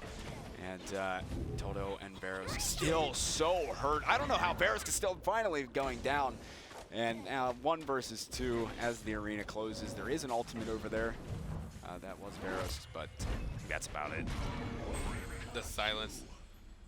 We're going to be a bit too strong right there towards it. And tying up this series, as you said, this is it. This is the fight for the end. If Telrask are able to take this, they will come first place today in the first BattleRekt Championship. But Project Horizon looking like they're trying to mount a comeback. They're trying to keep this a 1-1 series as it's a best of 3 in full series. These matches are getting incredibly close. I'm still starting to sweat again. I never stopped sweating from before. It's disgusting. This place smelled, but man, look at this. Right in. Teldo wants to keep that pressure onto Blanks and force out some of those barriers and take away those heals from 213. But we are tied up, as he said, 3-3. This is map 2 of a best of 3. Telrask won the first map in 9 total rounds in that one. It went the distance, so we've seen very, very close games between these guys thus far. Center orb is coming up now. Teldo coming in on Deceit, and the orb was pulled in, gets stunned at the end, but grabbing the barrier to avoid some damage thanks to Blanks. So snipe through, and now Jade has her ultimate. Teldo just trying to hunt down as we see Lucy knowing she could probably hear his footsteps coming. She's backing out, but wasting his Deceit. That's 25% energy down for Teldo. Now up top, ultimate out from Blanks. Just the snipe right in onto the face of 213. Nothing he could do about it either, and got the barrier right at the end when he really didn't need it, and that may cost him if they come back in before that barrier is up, but so far it seems to be just fine. Either way, a lot of damage coming out off of that combo. And looking to re-engage is Teldo. Consume comes out, and Deceit will be wrapping around. Couldn't quite find Lucy. On the snipe again, though. Varus just sitting in the back. Here comes the ultimate from Jade. Landed one shot onto Lucy, couldn't seal the deal on anything else. And we got two separate fights going on now as they come back to the middle. 213. Oh, pulling in Teldo with the hook as he goes Deceit using his ultimate, stunned inside of the ultimate, and Snipe shut down completely. Blanks 1 versus 2 now. Gotta go huge, but doesn't really have the kit to do so using the berry, but that should be a secured round for Teldo and Varus, making it 4-3. Teldo keeping his composure after seeing a Rakan turn into just a monster right next to him. He kept his composure, he silenced around him, he stealthed around him, got the stun, tried his best to just take him down, especially knowing that cleave in front of him is like, it's almost like a 100-degree span.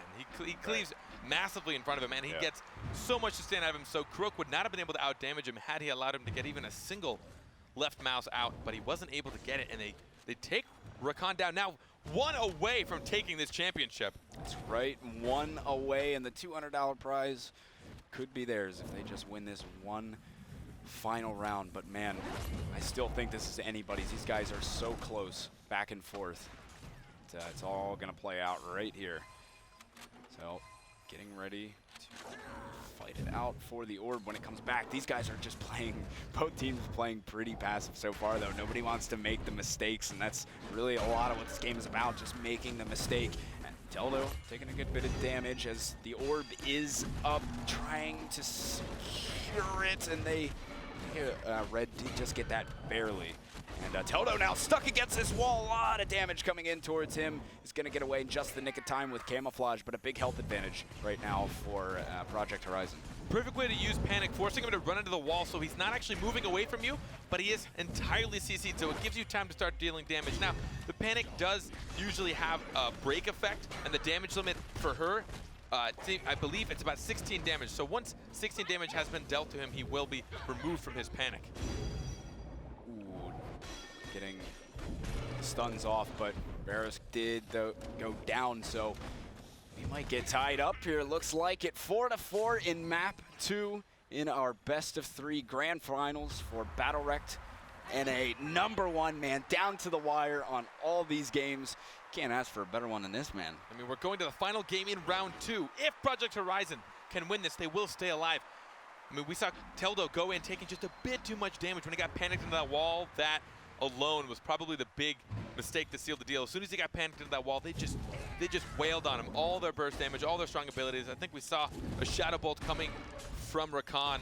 They really want to take out Teldo before anything goes wrong. Oh, landing that right click on the Teldo down at the bottom. That was 213 there. Snipe getting ready to come out, but 213 says no. Sucking and pulling in the orb with his E before the snipe could come out, though. Stuns onto the Rakan, and another orb will be coming up here in just a second as 213 pulls in Varus yet again. He has his ultimate as well. Gets sniped. Orb is controlled though, and Teldo very, very hurt. It's now ultimate out from Jade. Landed one shot as he swung around onto the other side. Only landed the one shot, but now here comes the ultimate from Rakan, just pounding Jade right now. Takes down Teldo and gets silenced right at the end, going immaterial just to make sure stays alive, but we might be seeing a third map here. It's Jade going down, and that is it. Project Horizon securing map 2. And we are going to be going into a third and final map. What a game, man. Final game so far for both rounds. These teams couldn't be closer. I'm really loving watching these team comps go up against each other. As we've seen so far earlier today, the Teldo, Varus, Jade Crow combo, we know what they like to do, but I'm really enjoying seeing them. They had their main, their main damage dealer, right? And now that it's getting a little more difficult, they're having to manipulate the usual combo they're so used to. and try a little more unique things with it. They pull it off when they can, but now they're trying to mitigate their energy to other abilities that might let them survive a little bit longer. Because again, their sustain's going to be a little bit less, especially against a supported Rakan. Yeah. I mean, between his own lifesteals and between the heals that Lucy can pump out, they just have to be careful as to when they take damage, because they just can't come back out. Yeah, it's the thing, man. He can sit there and heal up a good bit himself, plus from Lucy. So it's a lot of healing on that comp. But guys, remember, North American BattleRekt happening later today. We will be here. The show will be here 6 p.m. Pacific time, and you can sign up for that if you want to play in it. That will be over at BattleRekt.com. You can sign up for that tournament. You still have time to go and do that, so make sure you get in on this action, because man, what a time this is. Yeah, so the tournament starts at 6. Yeah, sorry. Yeah. Show starts at 8. Yeah. Yeah, tournament at 6, show at 8. But we will do the same thing. We're going to cover the top 8 for we'll North America as well. Hopefully we'll get just as exciting towards the end here. And again, like I had to read it one more time again. We got a lot of people. Please give us some feedback, guys. Let us know what you think. You can follow us at BattleRekt on Twitter. You can check us out. You can check us out individually. Even just right there in Twitch chat. We'll go back. We'll see your feedback. We got people watching, hounding. We want to know what you like, what you don't like. We want to give you guys the best experience possible with us. So please, by all means, tear into us. Yeah. We can handle it. You know, a few Kleenex boxes in, I think we'll be okay. Yeah, I'm going to cry no matter what. Big bowl of ice cream kind of thing, you know. But, you know, we'll survive, maybe. I think I'd go with more just like a bag of peanut butter M&Ms. I thought you liked being yelled at, and I do. Crying is part of the process. No, crying is part of the process. Yeah, okay. All right. I'm still learning the process over time here. It's taking a while, but yeah, we're getting into our last map here. The guys are picking yet again. Let's see if there's any other changes going into this. It's really difficult to not talk about. I know. It's so difficult to not say something. Yeah. But, you know, for the integrity of the tournament. Shut our mouths. Yeah, we got to keep our mouths shut. We don't want anyone accidentally stream sniping or on purposely stream sniping. We know you cheaters are out there. Can you accidentally? I mean, you just happen to have it up and then you hear one of our gorgeous voices talking about the fact that we have, you know, a double EVA team. They've managed to cheat the system and both pick EVA. The new meta. It's unreal. It's looking like they've gone back to Baco, 213-213. Even after coming out on top with the Rakan combo, I think probably because of this map, there are a lot of walls. This is a very small map, a lot of walls. I think, I'm assuming there's no reason to not pick Baco on this. Between the walls and the sides and the walls up top, even when you think you're safe in the corner, there's so many places to get pinned. So Baco's hoping to come out on top with this one. It all comes down to this, folks. Third and final map. Winner of this one will take our grand prize, $200. Second place getting $100. It's been a thriller so far, as first center orb is controlled by Toto and BattleRekt, and they're just trying to kind of regroup here. Not a whole lot of real diving from either of them. It's just been a lot of poke. Whole lot of poke. Now another orb coming up. Essentially, once that first initiation happens, pushing the orb, trying to manipulate it, but I believe Telrosk was still able to secure that orb. We see an ult charge already up for Jade. Ooh, shoving BattleRekt into the wall, uses Bulwark, jumping back into the center to meet up with Blanks. Now they got that buff going in, taking BattleRekt with the wall again, the Bulwark perfect, trying to come in. Oh no, he's gonna take that full damage from the ultimate 213, though he's got the ult here to use whenever he's ready.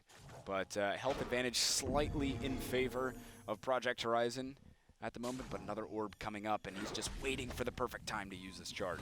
He wants to so bad. You can probably smell the excitement. As soon as he gets that double stun, he wants to pin them into the wall once, pin him in again, especially if we can get a petrify. Oh, jumps over it.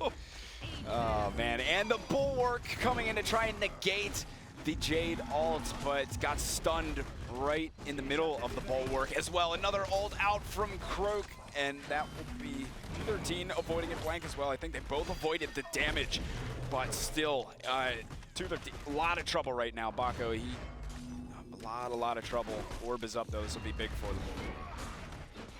Just getting around that orb to try and push it into safety, end up doing it, but now Lucy's gonna get comboed down.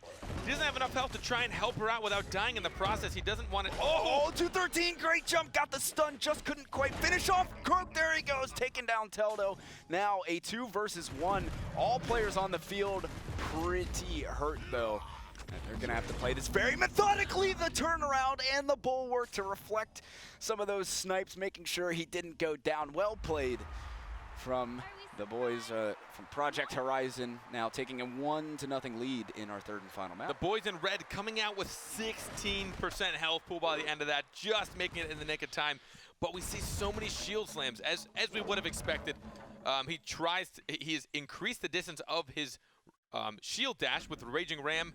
BattleRekt giving it an increased distance and reducing its cooldown, and then he also has now gotten Wall Slam, which is to be expected. His shield dash will inflict a 1-second stun if he were to hit an enemy into a wall. Now, I believe it actually may be an incap. I'm not positive. I think it's a stun. Yeah. Well, anyway, center orb is coming up. Use that orb. Goes camo.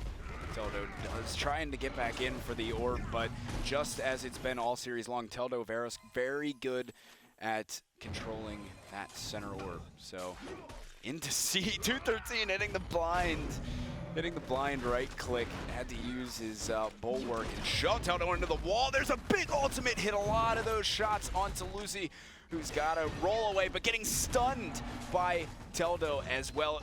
In a lot of trouble, gets ulted by Teldo, nonetheless had no more escapes to avoid the damage. Now blanks out of it. 213's got to try and go big. He faced it the wrong way. He would have had the reflect. So unfortunate, would have been huge too. And oh my. Wow, takes down Croak now.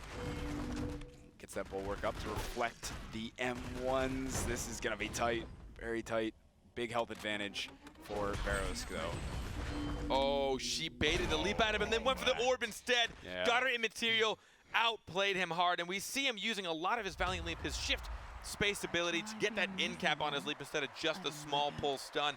It lasts significantly longer. It gives him time to line things up, especially if he wants to push them into a wall. You in cap them, it gives you more time. I believe that the time on his in cap, as far as his shift space goes, is a 2.5-second incapacitate, as opposed to only his 1-second snare from the original leap. It does pull you in, but if he has 2.5 seconds to line up that push and then slam him into a wall, and then also get a right click and a left click off on him, it gives him all the time in the world to really start dishing out some damage. And if he has his ult on top of that, he's going to really lay on the burst. Yeah, so much damage comes out of that combination, so you really got to be careful and be aware of your positioning and try to avoid some of those jumps and charges. But regardless, we are tied up 1-1. Veros really trying to bait that bulwark out of 213. And now center orb should be coming up. So we'll see him doing it out for it. Charges Teldo into the wall. Gotta be careful. Hits someone from across the way with the snipe. And Teldo getting the in cap and stun. Blanks using barrier on himself to stay alive. And we're all taking this fight all at the top, getting the end caps there, and then he decided to go after Jade on that one. Teldo to the rescue. The bulwark actually stunned Teldo, and now Veros trying to line up that snipe. 213 taking her pound town, and this is just another stun coming out from Teldo onto 213, and this trying to regroup here in the middle just a bit. And getting both of them and then stunning Bako, so he couldn't try and iframe out of it. Incredible combo, dealing significant damage to both teammates on Project Horizon, bringing them back in this fight. Getting the orb just barely, I think. 213 snagged that with his right click, but he is hurting at the moment. Gets the end caps, shoving Jade into the wall. Oh, but the silence and the shield will keep him alive. Oh, that's a huge shield. The blind ult on Jade. Wow, that is huge from Blanks. From a brilliant barrier into the blind ult onto Jade. Finish her off. Yeah, he wants revenge. Will he get him just? Oh, and he tried to read with the right click, but the shield saves the barrier. That shield is so big. Now using the ult, hitting both of them with it. Couldn't get away from it. Lucy doesn't either. A lot of damage coming out for Teldo. Now 1 versus 1. She does have her ultimate again, but it's super, super tough to be effective with Lucy's toxic goo. This is going to be rough with the amount of mobility that Teldo has with Croak and its ability to lock people down. She doesn't have a whole lot of burst. She's going to try and panic him. Good barrier. Honestly, it would be great for her to just try and bait this into as long as possible and try and just panic him out of the map if possible. Yeah, and then even try and use her ult once it gets small enough. Force him to taking all the DPS. Oh, there goes a missed panic, though. Oh my goodness, coming down to the wire here. Blanks just got to stay sustained while this arena closes. Almost has ultimate up again, so he'll be able if it gets small enough, be able putting to the use shield it. up That just as the barrier, incap happens. so good, but still a lot of big burst damage. Just need to keep sustaining for a bit longer. Gotta get some damage at some point too. Oh, missing that panic to get him out of the arena. She's got all this would be the time. She has it now, gonna drop it right in the center. Just needs to make sure she keeps herself alive, but no. There it is, Toldo using his ultimate, charging straight through, so close down to the wire, but it's 2-1 now for Telras. Teldo getting the 2v1. We've seen now two fantastic situations where teams have had to deal with a 1v2 situation, and he comes out on top, just dishing out the damage. We saw him trying to bait out those panics. He knows that's what she wanted to do, and he would have taken significant damage, especially if he's already out of mobility. If he has mobility, he'll hop back in, but if he's out, that slow walk of shame all the way back from the darkness, you're just going to take so much damage. Oh man, this is... I gotta catch my breath here for a second, man. Getting It's intense. sweaty, and just gotta breathe, man. This is the great. final round, just so you guys know. I mean, we still have a few more to play in this individual round, but they are now 1-1 in the series. Next one to win this will be the first BattleRekt champions, going on with $200, second place with 100. That's right, third and final map. All the marbles on this one. So very, very important. Each round matters a lot for these guys. 2-1 Telras in the lead using Bulwark, and Teldo doing a great job of waiting out the Bulwark so he didn't get stunned, waited for it to go down, and then got it, just missing the pin into the wall. It was 213 already having his ultimate, and Lucy got out of it just in time, was able to avoid the damage, but still Teldo wants a piece as he's wrapping around this backside, but he's getting separated slowly from Jade. And Jade uses ultimate, landed one shot onto Lucy, getting the snipe onto 213, and they gotta be careful. They're just getting pinned into this corner. The orb is Everyone up. goes for the orb. Oh, man, everybody collectively, all three of them just jumped right in at the same time. It's great. Another snipe out, man. It is just a cluster here on the top. Oh, the map right at the very end. Gotta be What a kidding me! play. And then lands on top of the immaterial Jade. Unreal, man. This Baco is just punishing everywhere he can. Oh my goodness. And taking Teldo into the wall here, just slashing away with left clicks, getting whatever damage he can. Really gets in-cap stunned by Teldo, but he's so hurt, finishing him off with the right click. And now it is BattleRekt 1 versus 2. Good opportunity for them to tie it up. She might survive a little bit longer, but Jade just, I don't know if she has enough burst damage to deal with this many people. Oh, and there we go. Yeah, there it is, 2-2. Close round. We saw a great ult from Teldo earlier, snagging them both. And then I watched Lucy use her roll, and I was a bit scared because she had no more iframes, but she used Clarity Potion on herself and actually removed his ultimate, which kept her at a good amount of health. That would have chunked her pretty hard, especially because, as you said, right after that, Croaks came hounding down on top of her, trying his best to deal more damage. But once he realized that his ult wasn't going to deal anymore, he tried to get out of there. Oh, man. But that ult flick from Baco, absolutely brutal. Looking like he was going to go for Croak, but as soon as Croak was no longer targetable, he flicks it right into poor Jade, who had no clue it was coming. That was definitely a sight. I realized today that 213 is actually the flick master at doing the same thing on Rukon. It's wild. Either way, they're getting pinned into this corner again, and the orb is coming up, so they're going to want to try and contest landing on it. I'm not sure.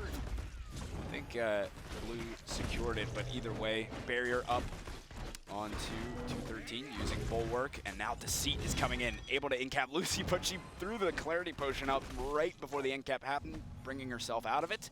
And we are going to see relatively even health here, as this orb comes up. I believe I'm actually wrong on the Clarity thing. I'm just remembering, you actually can't Clarity Croak's ult, but I think she might have put her shield up in the last second because it looked like she didn't take nearly as much damage as she should have. I think she timed her shield right, or maybe... Yeah, I'm not sure Or maybe I'm just terrible. Maybe. I think that's a good chance. What? Oh! Just getting out in time. Jade tries the rocket jump, trying to get escape. She has not much health and not a whole lot of sustain.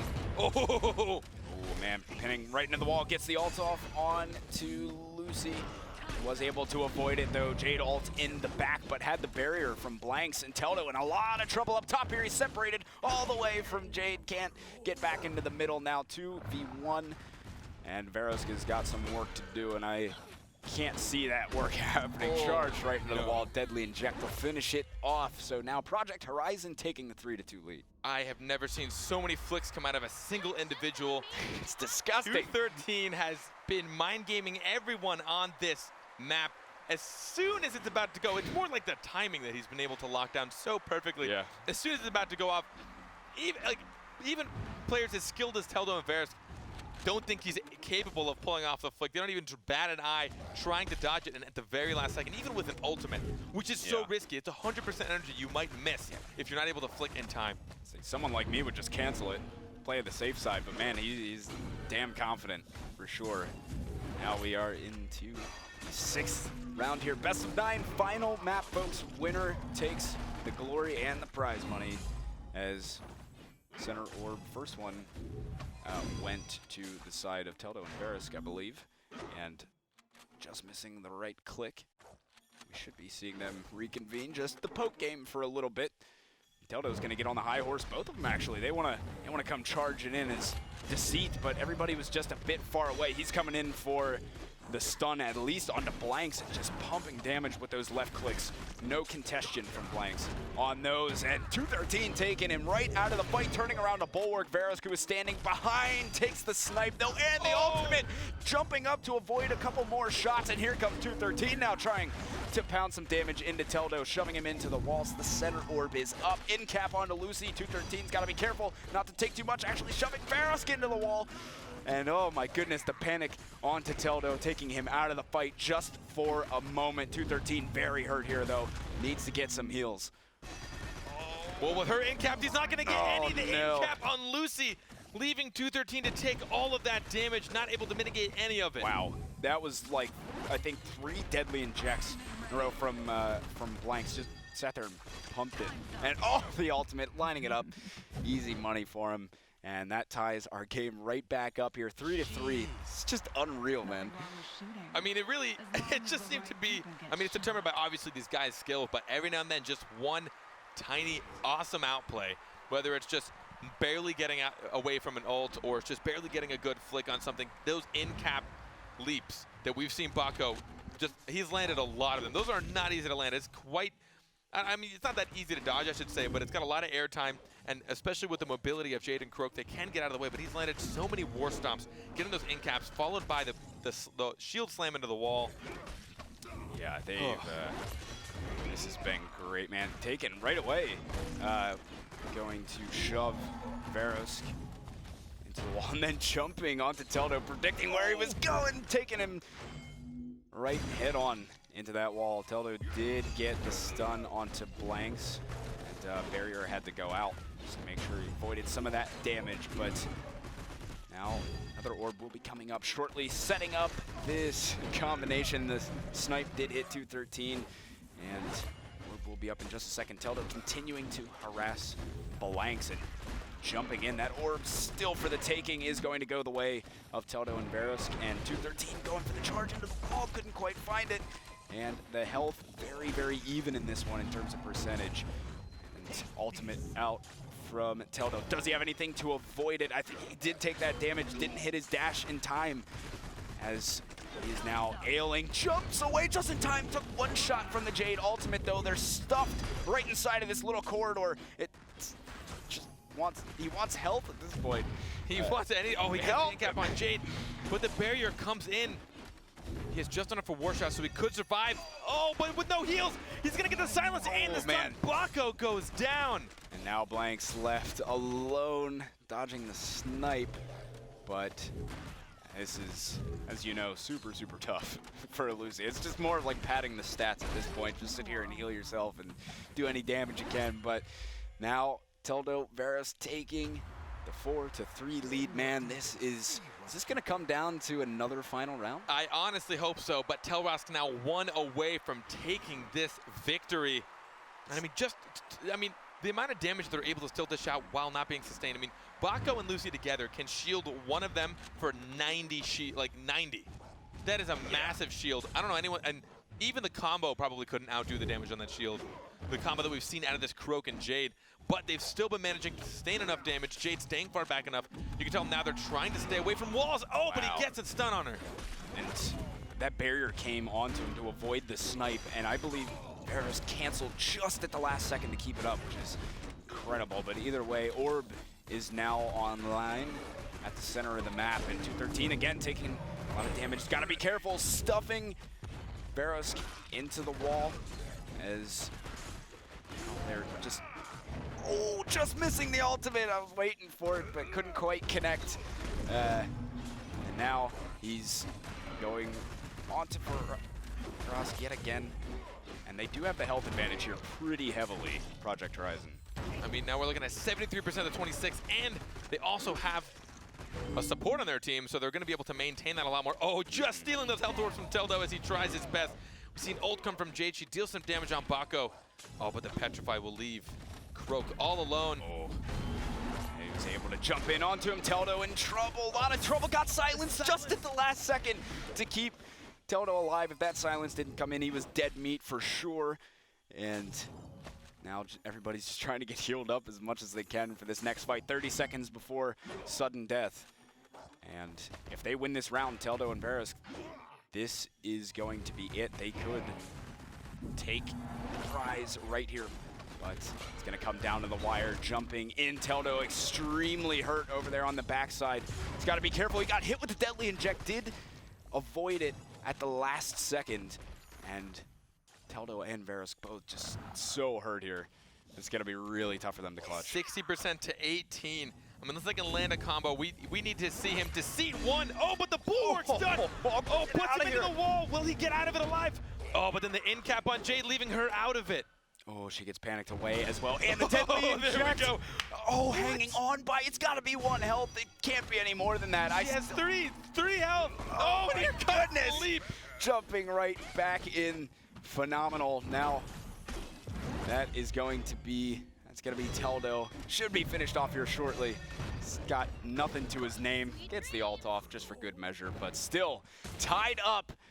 9th and final map, in our 3rd and final map. Sorry, 9th round in our 3rd and final map.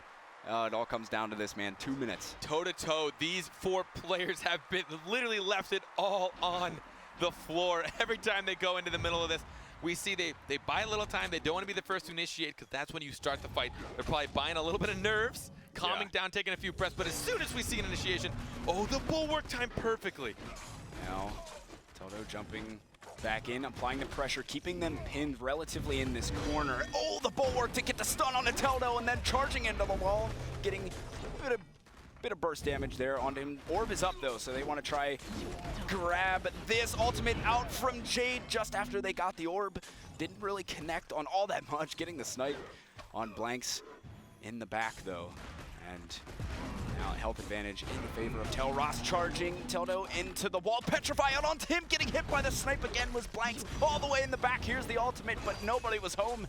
So not any damage coming out there, and the orb is up yet again, will be secured by Telross. Telross still with that orb control that we've seen them have so many times, but a stun. Oh, gotta be careful. We have the Baka ult incoming. Oh my goodness, charging. There it is. So much damage. Oh my god. And now he's actually gotta be careful.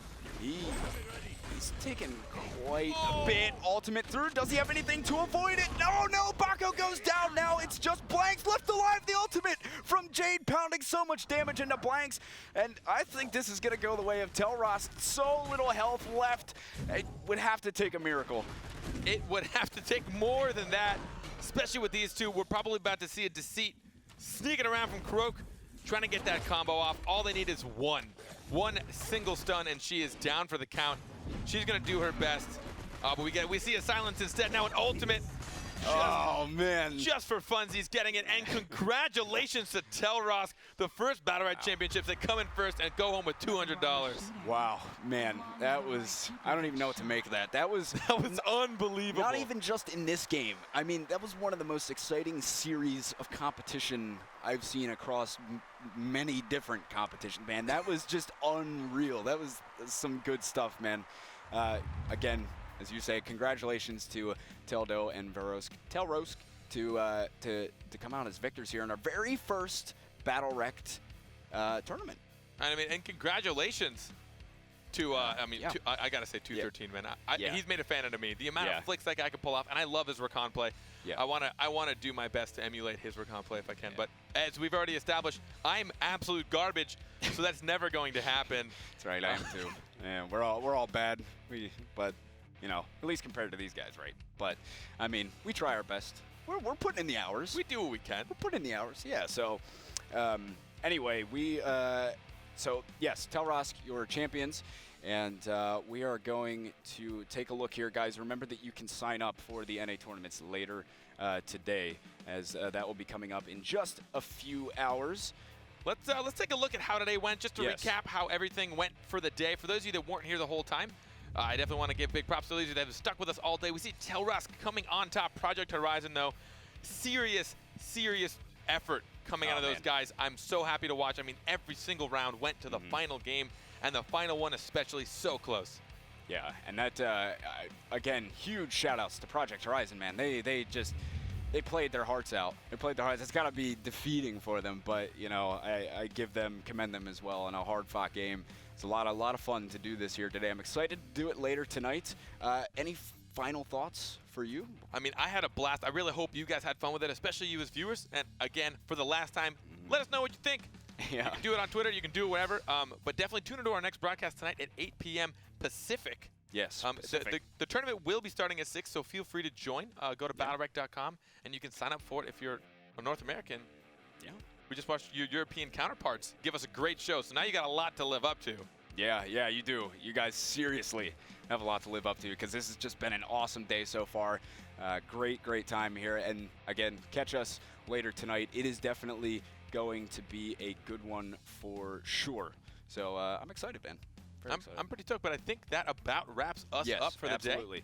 Absolutely. So on that note, guys, we are going to shut things down. Thank you for joining us. Again, we'll be here later tonight. That's all for us for now, and we'll be back later this evening.